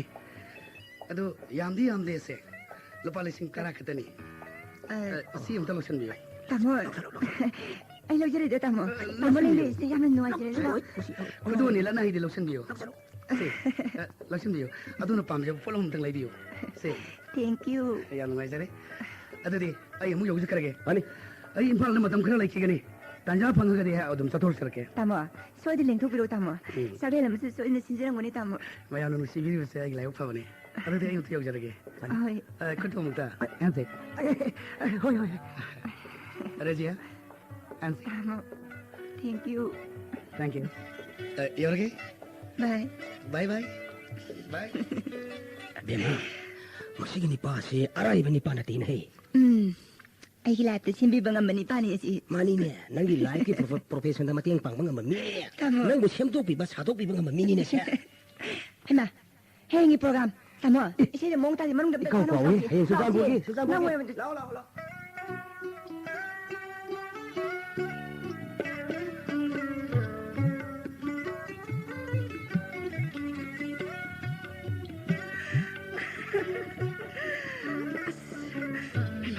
ꯃꯇꯝꯁꯤꯗꯤ ꯌꯥꯝ ꯊꯦꯡꯉꯝꯃꯦꯗꯅ ꯅꯨꯡꯊꯤꯜꯗ ꯇꯨꯝꯕꯁꯤꯗꯤ ꯏꯀꯥꯏꯕ ꯃꯪ ꯌꯥꯝꯅ ꯃꯪꯉꯤꯀꯣ ꯀꯔꯤ ꯃꯪꯉꯤꯒꯦ ꯑꯁꯨꯛ ꯌꯥꯝꯅ ꯏꯀꯥꯏꯕ ꯃꯪꯁꯤꯕꯣ ꯃꯪꯉꯨꯔꯒ ꯍꯧꯒꯠꯂꯛꯄꯗ ꯑꯩꯈꯣꯏ ꯇꯥꯃꯣꯒ ꯊꯦꯡꯅꯔꯕ ꯀꯌꯥꯝ ꯏꯀꯥꯏꯒꯅꯤ ꯉꯁꯥꯏꯒꯤ ꯃꯪꯗꯨꯕꯨ ꯏꯀꯥꯏꯔꯤꯉꯩ ꯇꯟꯖꯥꯁꯤꯗ ꯃꯁꯛ ꯎꯕꯗ ꯏꯀꯥꯏꯕ ꯅꯨꯄꯥꯁꯤ ꯑꯃꯨꯛ ꯂꯥꯛꯑꯦ ꯀꯃꯥꯏꯅ ꯇꯧꯗꯣꯏꯅꯣ ꯁꯤꯗꯤ ꯑꯩꯗꯤ ꯀꯃꯥꯏꯅ ꯇꯧꯅꯤ ꯁꯤꯗꯤ ꯇꯣꯝꯕꯤ ꯇꯥꯃꯣꯗꯤ प्रेस लेहोद्रो प्रेस्ता लेरंबा याई अईजी महापापीनी हाइमा अईजी महापापीनी ने कना कैदोनरगे कनागा कैसु तोंगते पाप पुनमंगना तासलगा साबा महापापी दो अईनी ने मेम तंबी कनादना दो याम कना साव कनामता तो साव नते अई ईसाई थंतनी थंतबु चैजबनी अईजी पापी ने पापी महापापी अई ngasi नोंद वाम तंगे फिलोसॉफी की ओजा ओइबा सामु लुहोंगरे ताई सुमरा ऐसे लुहोंगरे आइना ताई नुपीदसु खर लिर मालेदा ओ ओजा सामु लुहोंगने जु कना थाजगे हा मपुनसिदा ओजा सामु लुहोंगकनी हाइबसिबु कनाना थाजगेबा कालेन थागी मतमदा कोट वॉथाउनबा अमनबा म लिटलगा सेग्रादा सातिन म चप्पगा खोंगराउना म थेकलगा ना म थेकथरगा मथंद चप्पदबु मी मरी मंगा समिनरगा वारी साबदोना मचिन मुरुम मुरुम मुरुम सोलगा चलंबा फिलोसॉफी की ओजा ओइबा सामु लुहोंगरे हे मतम मागी मतम इसिन लादी मीजी सेनरगा लिट जाफोंति को सैता ओजा सामुना लुहोंबगी मतंगदा अदुगुम थिगत पिरिबसिबु करिगिनो ओजा सामुना लौरिबदु इतैमा कोगद्रा इंदोमजा कोगद्रा मंगोंद करी हायरगा ओजा सामुना हाना हौदोंगनी कमायना हौदोलंगनो हाइबसु आइसु खंदे तसेंगना हायरबदा ओजा सामुसे नुसी नुवोनगि मरमदा वारी वताई साबा हायरमदौ मानदेबु ओजा सामु नुसी नुवोनगि मतंगदा वारी साबा हायरमदौ मानदेबा हायरमदौ मानदी नुपीदुसु मागी माइथोंगदा इथक इरांग अमत यावदे लाइबगनि नोंदं खोल हाइबदुनिदा सिदने ओजा सामुगा इगा मानै न हारिसि यामानागा जानी खजिक खराक्तगा मानबा नते अईजु पुनिंगदे लेबा वाफमसिंगसे दोंग दोंग हेता हाइदोकपा ngमदबा मसिदने अइना ओजा सामुगा मानै न खलिसि मेमतोंबी अईसि तसिंग हारदि इरा लेरबा मिसक अमनिने जगत संसारस्ते लरिबा मचु ममेन लरिबा मयाम सिंगसी अईगी मिसना अमत्त उबा ngमदे नंगी मचु नतना मसि करिगिनो अदुना कदोंदगिनो रोमांटिक कवि सिंगना इबा सैरेंग सिंग अईगी मिसना अमुक्ता पारुदे कल्पना की ताइबंग पान खंदोखी अदु ngasiदी अई इमांग मक्तदा कल्पना की मूर्ति सिंगसना लैना चेन चोंगल जगोई सारगले कल्पना की मूर्ति अईगी मित नंगसे पोमसा नरबी गुलाब अमगुम उई मसि करिगिनो खंग अईसु मंगली बने करी मंग फाउनो रोदव मंगलान अदु तामो अईगी वखल थादोक पियो सांगलबा पुंसी लंबीदा अईदी तामोगी मतें करी मत पांगबंगम रोदबिनी तामोगी अवांग वखल दुबदी अई तसिंगना नुंसी तामोगी प्रोफेशन द मतें पांगबंगमगदबी अवांग बसिंगदोल ताना चिंकटपंगमगदबी लाइबक फबी कनागुम बी मियंग बियो तामो स्लोई सोरे दसिदी अईना खल लाई वखल जिग नन खुंदोई जिग याम थीना तैनरेदा कइनो नंग हरिसबो अईगी नुंतिगी फोंगिबो पाउसे नोंथांना नंगी लमन चावना तोलिबनिने मेमतंबे अईबु थागत बिगनो इगाइसिंगी थागत बनती असिंगमनिने नंगी द नती तामोगी लमनसु सिंगमन ngमदना ई तोलिबनिने हुजि पावा नोंथांगी एडिटर मना होकर मगी मचनुपी पुदुन लाए हाइबदे ngak थोंनाबा अईगी वखल थादोक पियो तामो अतै लाइरी तामोदबो युमदा हलाब्रो तामो युम हलक्री गुवाहाटी द ममानबमंग लेहौरे हाइबा पाउ तारे गुवाहाटी ददि गई थबकिनो गुवाहाटी द माई खंग सानबा मरुमा पांग याम लेबनी इसम समना सपा ओरम याय अदुबो फजना हायरमगा चपदि फाइदना असवारी जे मनोंद लोइन थैग्रेला करी वारी लैबगे हौद्रि केनोने वारी हौगे खलकपद ngari थैदोक थैजिन हाने हेता तोरई कई हाइदो खंगे बिसिबो एमतंबी नंग थाजोंने आई मिगी तोपिनु काव मी नतीने आई खली लेपलितन खली नंगी अमदी तामोगी लमनसी कर्म मतमन सिंगसिगे हेदना आई खली बनिने अदु नंगी दिलायरदना तामोगी लमनसी मदे आई सिंगमंगमने बिसि आई मपोक्सिदा थाजत्रे अदुबु खलुरगा सबनगी तामोगी थवाइने पेनजगदबा लमन मसिंग अमखतंग दिलै करी अमखकले फजरजु थिरजु मसन नुपी जी अइना थोकि लोक्सन मिरबा तामो कोरसि थोक थोक इबाई थोहे कौरबा अदुगा तामोगी सेवा तौरबा मदु इतादि मागी थवाइने खितंग पेनबी गदरा इन खल्ली ये मेमदोंबी अदु नंजंग द हायुदना थमोई सेंबा होकर मगी मसन नुपी नोंथांगी दितरना पुदुना ला एदना मयाम या लाउनगदब नुमितु कैदमई ओहिनसेबा कलो इकाइरिङै तन्जासितने इकाइ काइबो वागा हाइजिलकनुको केदबि इकाइ आइसे याम इकाइ रमि जानि खंगबा अदु केदबि इकाइ नों थायु तागि ngasiगी nungtingi mangda ikai kai ba mang yamna mangam me khangaba kari nungdin mangdi ikai ba mangam igara mamit ne nu odra masak ni odra kari mangno hayu ne nangon hai to piyadi ha ꯑꯩꯉꯣꯟꯗ ꯍꯥꯏꯗꯣꯛꯄ ꯌꯥꯗꯤꯌꯦ ꯌꯥꯗꯦ ꯑꯗꯨꯕꯨ ꯀꯔꯤ ꯃꯪꯅꯣ ꯑꯝꯇ ꯍꯥꯏꯌꯨ ꯒ꯭ꯌꯥꯟ ꯇꯥꯒꯦꯅ ꯍꯥꯏꯌꯣ ꯃꯪꯇꯥ ꯑꯩꯈꯣꯏ ꯏꯗꯤꯇꯔꯗꯤ ꯏꯊꯥ ꯊꯥꯖꯗꯅ ꯃꯪꯗꯒꯗꯤ ꯌꯥꯝꯅ ꯉꯥꯎꯁꯤꯟꯅꯔꯝꯃꯤꯖꯥꯠꯅꯤꯅ ꯀꯔꯤ ꯑꯩꯕꯨ ꯃꯪꯗ ꯉꯥꯎꯁꯤꯟꯅꯩꯌꯦ ꯇꯥꯏꯕꯪꯗꯗꯤ ꯆꯍꯤ ꯉꯝꯗ꯭ꯔ ꯃꯪꯗ ꯇꯥꯏꯁꯤꯟꯅꯔꯒ ꯑꯩꯕꯨ ꯃꯪꯗ ꯉꯥꯎꯁꯤꯟꯅꯩ ꯀꯥꯏꯅ ꯅꯨꯃꯤꯠ ꯌꯦꯡꯒꯅꯨꯍꯦ ꯅꯨꯃꯤꯠꯇꯨ ꯑꯗꯨꯃꯥꯏꯅ ꯌꯦꯡꯒꯅꯨꯅꯦ ꯅꯨꯃꯤꯠꯇꯨ ꯀꯨꯔꯨ ꯌꯦꯡꯒꯅꯨꯅꯦ ꯑꯩ ꯍꯣꯔꯦꯟ ꯍꯟꯈꯤꯕꯗ ꯈꯨꯗꯤ ꯊꯤꯔꯗꯤ ꯀꯃꯥꯏꯅ ꯇꯧꯗꯧꯔꯤ ꯍꯥ ꯑꯩꯗꯤ ꯅꯉꯣꯟꯗ ꯌꯦꯡꯗ꯭ꯔꯕꯗꯤ ꯀꯅꯥꯗ ꯌꯦꯡꯗꯣꯏꯅꯣ ꯑꯗꯨꯃꯥꯏꯅ ꯉꯥꯡꯒꯅꯨꯅꯦꯍꯦ ꯉꯥꯡꯒꯦ ꯊꯤꯅ ꯆꯩꯔꯧꯅꯦ ꯅꯪ ꯑꯗꯨꯃꯥꯏꯅ ꯉꯥꯡꯕꯗ ꯑꯩ ꯉꯥꯎꯔꯤꯁꯦ ꯕꯦꯇꯝꯕꯤ ꯐꯥꯒꯤ ꯇꯧꯅꯤꯗ ꯑꯩ ꯅꯨꯡꯁꯤꯗꯅ ꯁꯨꯝ ꯅꯪꯉꯣꯟꯗ ꯂꯛꯅꯕꯒꯤ ꯋꯥꯅꯤ ꯑꯩꯁꯦ ꯍꯧꯖꯤꯛꯀꯤ ꯃꯇꯝꯁꯤꯗꯩꯗ ꯃꯇꯝ ꯃꯥꯡꯍꯟꯕꯁꯤ ꯌꯥꯝꯅ ꯄꯥꯝꯃꯨꯕ ꯃꯤꯁꯛ ꯑꯃ ꯃꯇꯝꯒꯤ ꯃꯃꯜ ꯈꯪꯅ ꯆꯠꯄ ꯃꯤꯅꯤ ꯑꯩꯁꯦ ꯉꯁꯤ ꯃꯤꯁꯤ ꯃꯤꯅꯥꯅ ꯊꯜꯂꯕ ꯁꯨꯐꯝ ꯅꯣꯝꯐꯝ ꯂꯩꯔꯛꯇꯕ ꯂꯝꯗꯝ ꯑꯁꯤꯗ ꯑꯩꯈꯣꯏ ꯑꯔꯦꯝꯕꯗ ꯃꯇꯝ ꯃꯥꯡꯍꯟꯕ ꯆꯨꯝꯗꯦ ꯑꯗꯨꯒꯤꯁꯨ ꯃꯊꯛꯇ ꯅꯨꯡꯁꯤ ꯅꯨꯡꯉꯣꯟꯗ ꯃꯇꯝ ꯃꯥꯡꯍꯟꯕꯁꯦ ꯃꯁꯤꯅ ꯑꯃꯨꯛꯀ ꯍꯦꯟꯅ ꯑꯩ ꯄꯥꯝꯖꯗꯦ ꯑꯗꯨꯅꯅꯦ ꯌꯥꯝ ꯁꯝꯖꯟꯁꯤ ꯌꯥꯝꯅ ꯇꯦꯟꯖꯟꯁꯤ ꯌꯦꯁ ꯑꯣꯔ ꯅꯣ ꯁꯤꯗ ꯍꯦꯛꯇ ꯂꯣꯏꯁꯤꯟꯅꯁꯤ ꯑꯩ ꯅꯪꯕꯨ ꯅꯨꯡꯁꯤ ꯅꯪꯕꯨ ꯄꯥꯝꯃꯤ ꯌꯦꯁ ꯑꯣꯔ ꯅꯣ ꯈꯜꯂꯨ ꯃꯨꯟꯅ ꯈꯜꯂꯨ ꯈꯨꯝꯃꯨ ꯑꯁꯦꯡꯕꯅꯦ ꯆꯍꯤ ꯃꯇꯥꯡꯁꯤꯗꯩꯗ ꯀꯗꯥꯏꯗꯒꯤ ꯅꯨꯡꯁꯤ ꯅꯨꯡꯒꯤ ꯄꯥꯎꯊꯥꯡ ꯊꯥꯅꯗꯅ ꯄ꯭ꯔꯣꯒ꯭ꯔꯥꯝ ꯊꯥꯅꯗꯅ ꯃꯇꯝ ꯂꯩꯇꯦ ꯑꯩꯉꯣꯟꯗ ꯑꯩ ꯅꯪꯕꯨ ꯅꯨꯡꯁꯤ ꯅꯪꯕꯨ ꯄꯥꯝꯃꯤ ꯌꯦꯁ ꯑꯣꯔ ꯅꯣ ꯉꯥꯏꯈꯣ ꯑꯩꯈꯣꯏ ꯇꯥꯃꯣ ꯂꯥꯛꯏ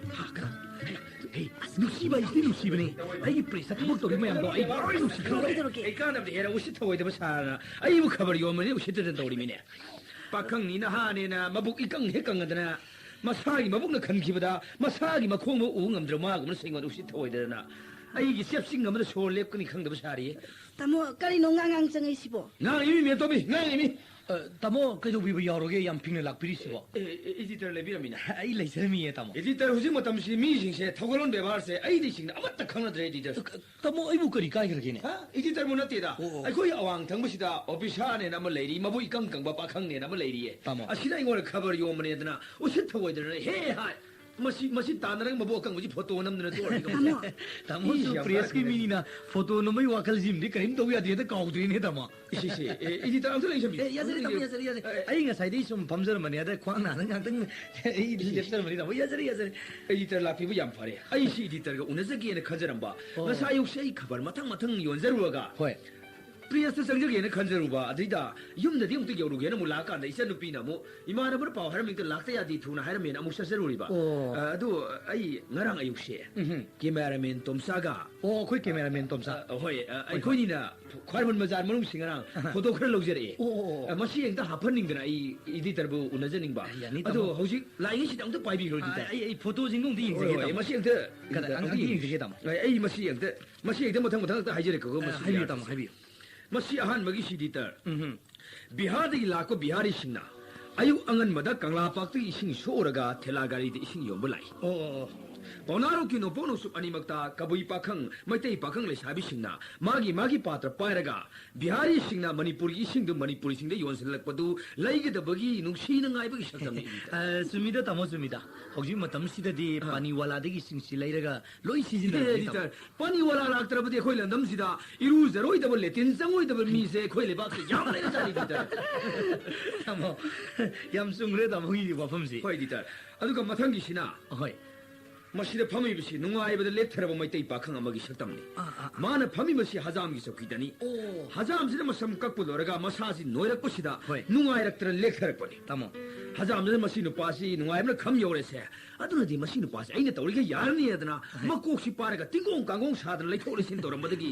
मकोसिदा हजामन कोक्सिन खलगा मैतई कोकि सांग यमगी सकतमनि तमोगी फोटो सि याम अर्थ लैबो फोटो नि तमो अर्थ लैबो फोटो नि दितर मैतई एखोइ न कोक्त्र कोक्सिन खके कहरदी साउन लोरम या साउबि खमदु हजामिन मकोक्त्र कोक्सिन खतपदा नुंगाइबो लुतोन कारबा मैतई पाखंग पांगन बमगी सकतमनि तमो याम भजग मथंगी सिदि दर सुमदोबनि मसिदि फोटो सि अनि पोले हाइजरिबा वारी अनि पोले मसी आहा मगी सिना सुमाइ तोबा नुपी सि मैतई नुपीनी माना कोलो पुरैसि मागी नुपागी मफि मरोनी दोबी सिदा स्थित अनगदबि ngaइरिमि असा मागी ममांग लेपिसिना मागी नुपी सि मसा नुपी अंगा अमा लेपिसे होय नुपी सि करम नुपी नोइदा सुजांग नि थिना लौरगा मसादा पिजब तल्लब मैतई नुपी उ सकतम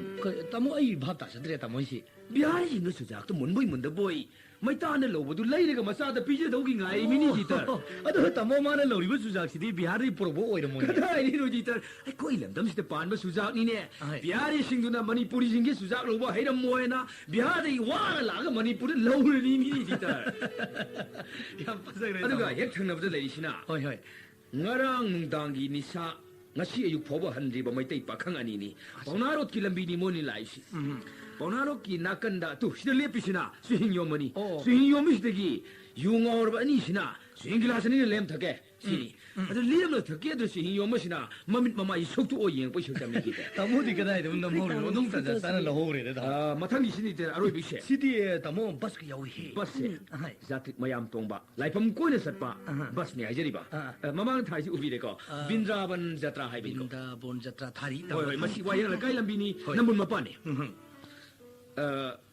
tamo sida ahal lama phayom se pa chandon ga timba ma gari di kumdari ama kumdari se ai jar ke ai jar ke tamo ahal lama chendra isibu mai pot kauram bagiro kauram mana tire mem to bi thanang ma da bai kum thare imine kari ne hari si editor baistop si ayuk ki polum po da wara ba baistop ni editor mirak nalak yenga ga ayuk ki awa polum du kok thong da bai namut ture kum thare imine editor Himalay ba ki namut ture na magjal lama ga ganga jamuna ala sara ga lup ga sengdo udori ba baistop ni editor ya ma le lamdam se po koi khoina namun ture ni awa ba khang bi de namun ture na bo pa masa tin ba mori ge di ai khoi bu mi na usiloi yam simi ta ba masas ne lak pa udana ba ai khoi na namun ture se kada idon tang lo sin na thamsi namun ture ne bulu kha ko mori ge di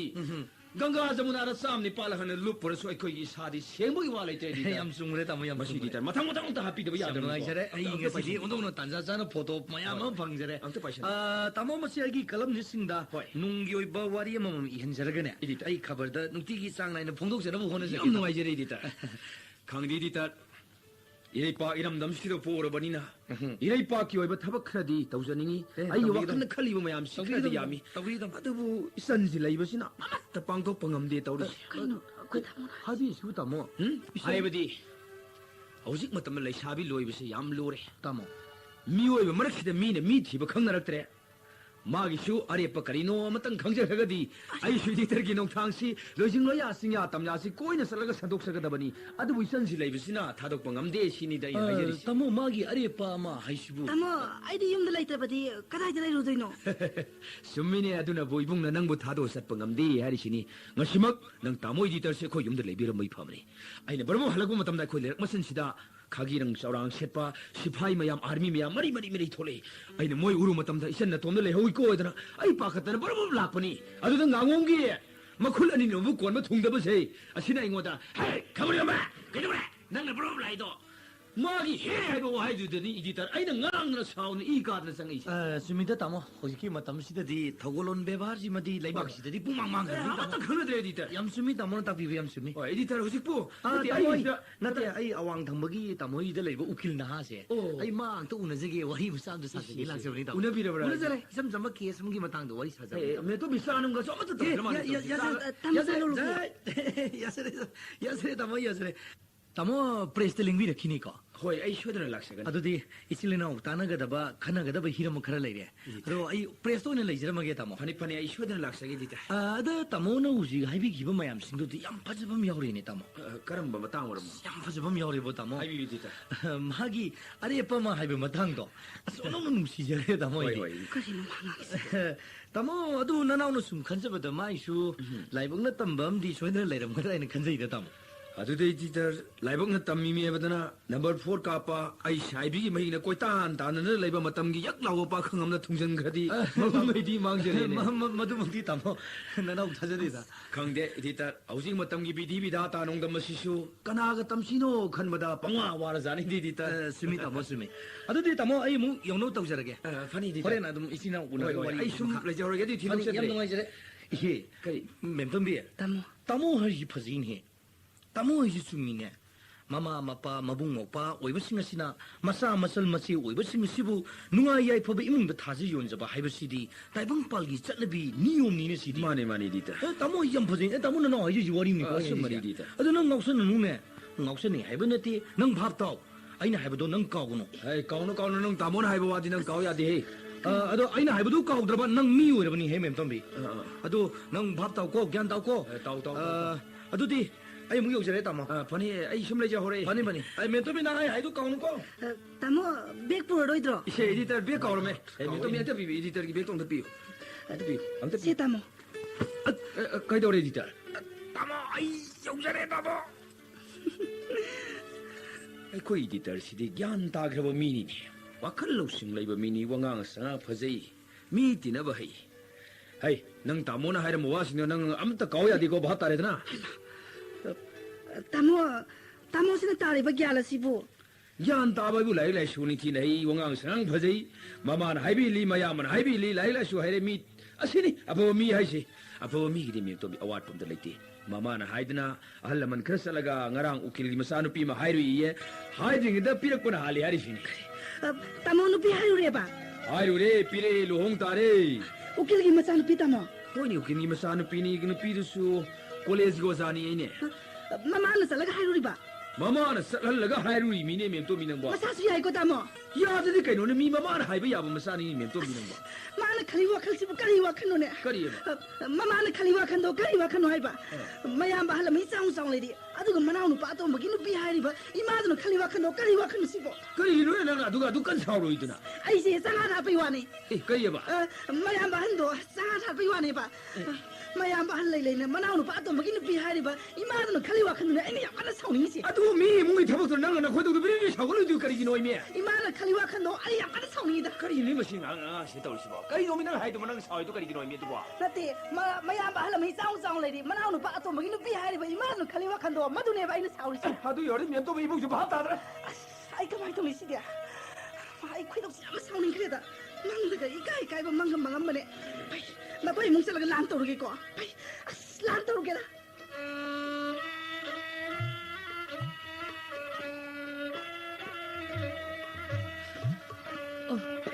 이마게 쩌우바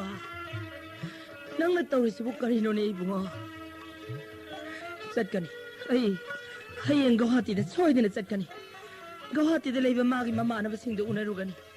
마짜 호이버싱나 마마부 한버시디 아숙기 마틱 와한보레 하이 자니디 마마 아이기 미엔 카데 레이바니 마마 아이나 하이베 인바니 칸누네 이마나버기 마마앙다 ಚಾ우톡자루버시디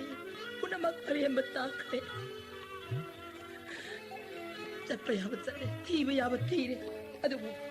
करी मारा गवाती ने कहीं तो हो रही ना ऐ थी रोनी ऐ मग चल गई गवाती ने चट करी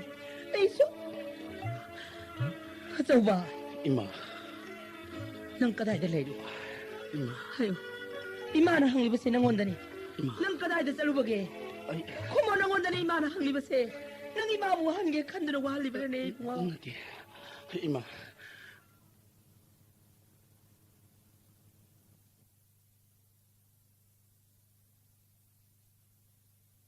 इमा इमा यो फम याम लान क्रीमा नसा बम त ngak piu ni ma ai lan kre nang natra nanaw no pa na no matang theng na halak pa matamda imai cha changduna nanaw bu thiba chakkhibado khut ta pai balem tan gi manganda ima gi milu da gi tarak pa piu ra nang hai khibada ima nang si on thong na kap kan kre haiduna chalo no pa ma cha ni theng na ba ya ba theng na ru lan phom kaya samayok na ru nupi oirabsu ima duk yamna thamoi pikpi nupi di ima nate ima adu bu nang na chaliba lambi du ya seng badu di ima da seng na haram badu nang kaidau bage nang bo ima hada ki mata se ima da lan da yadav da ge ai lan krema na sa bom ta ngak pi roi rani ima nang aga ma cha nate nang huji ki matam sin nang karama matam no hai badu khangli ba natra chumi ma ngasina du da kam na re ngasina du da cheure no mata kang na sibak chang kaya na mirel sang da lep ta na pukhalakli nanaw no pa na mirel sang da chatuna asibak chang kaya gi mata haidok tuna yeng base nang kari gi khangdri ba no le chauba ima mama oi bi sing na macha ji gi na bak wa jabase na khoi su khradi khangu ga ba ima atheng ba hingda mongpham de yungi ba ngang ba phiral singa mama oi bi ai khoi ga sanari ba wari se na khoi su khra taw ne bunga ima mafam khangdra lamang na khrabi macha kaya gi mai chang na mai wai rabi mama oi bi kaya na hidien kaya chatuna atheng ba hingda karamba sibak chang taw tharak page haiduna kap na ting thari ima ge chauba ima ꯃꯃꯥꯒꯤ ꯃꯤꯠꯂꯨꯗꯒꯤ ꯇꯥꯔꯛꯄ ꯄꯤꯗꯤ ꯃꯆꯥꯒꯤ ꯊꯃꯣꯏ ꯌꯧꯔꯝꯗꯕ ꯌꯥꯏ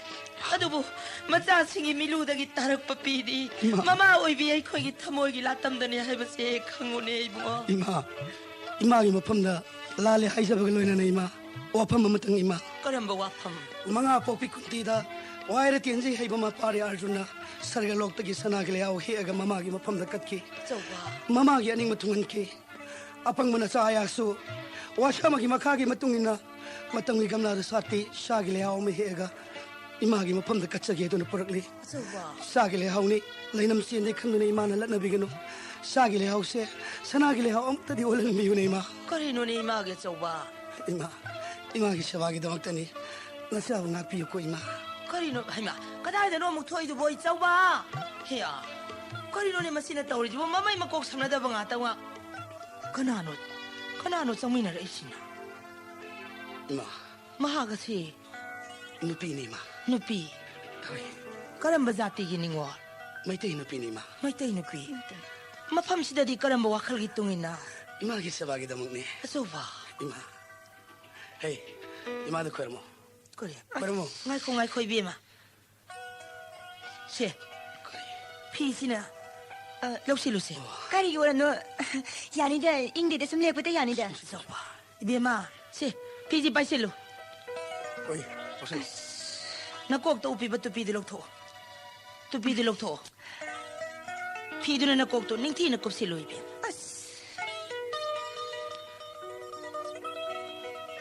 오이 이마도 커르모 Semua aku tak mengang sih tengah ni. Kau nuna ngang ni, mana kermo? Namaste mami. Oi namaste ya Roy. Kuru kermo. Kau ni mangang sih buat. Kermo. Kau sih nak kermo siapa tu? Kau sagagi sih no. Ngasih di kau siap terus sen mana meni. Kermo mana kermo? Kermo na? Kermo betul kermo. Saya kermo. Kermo betul kermo na. Ima. Ya. Manggol aja ima. Hogalo. Isa ima wani boy shorna manggol pibi boy seno. Ima. Hogalo. Ini kau payung mana besi nak payung dah ni sih buat. Ha? Mapa masih nangi di sarga ke konung ni nak kan kita bani. Aduga ayi sih nangi designer. Wah yang ngangano imana ya nama sakit bani. Imana ya tu mikuk to nang mapa masih thamang amoy dari ni kang. Bema, nang yum sida lagi hai tu nak labi natrane ya. Mong hagano, lau. Mapa masih isor ki mandir ni hai nak kan kita bani ko. Iya, kau ni nak hai tu. Yum sih buat mandir ni apa sih buat? Kau kerja mandir orang tu no. Lai mapa tu mandir ni hai ni bani. Maite ya, kau kisah nabi matung ina imung manung sida. Lain itu lain mereka kubam lagi bani. Kerja mandir orang itu no ha. Nak kau ya sih kumba aman nak filosofi saya lupa dah bani ya. Ha? Bema, nang yum sigi mau oge hai tu nak labi natrane ya. Yum sida kong thak tengah ida. Mamang dan nang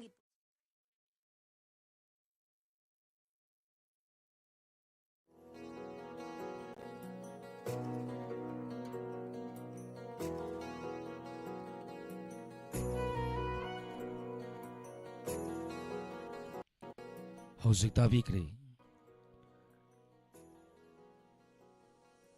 Miss Sangwanabi Narong Kongtang Artist Association na sanaba Lila sige makatarak patangkak hayingi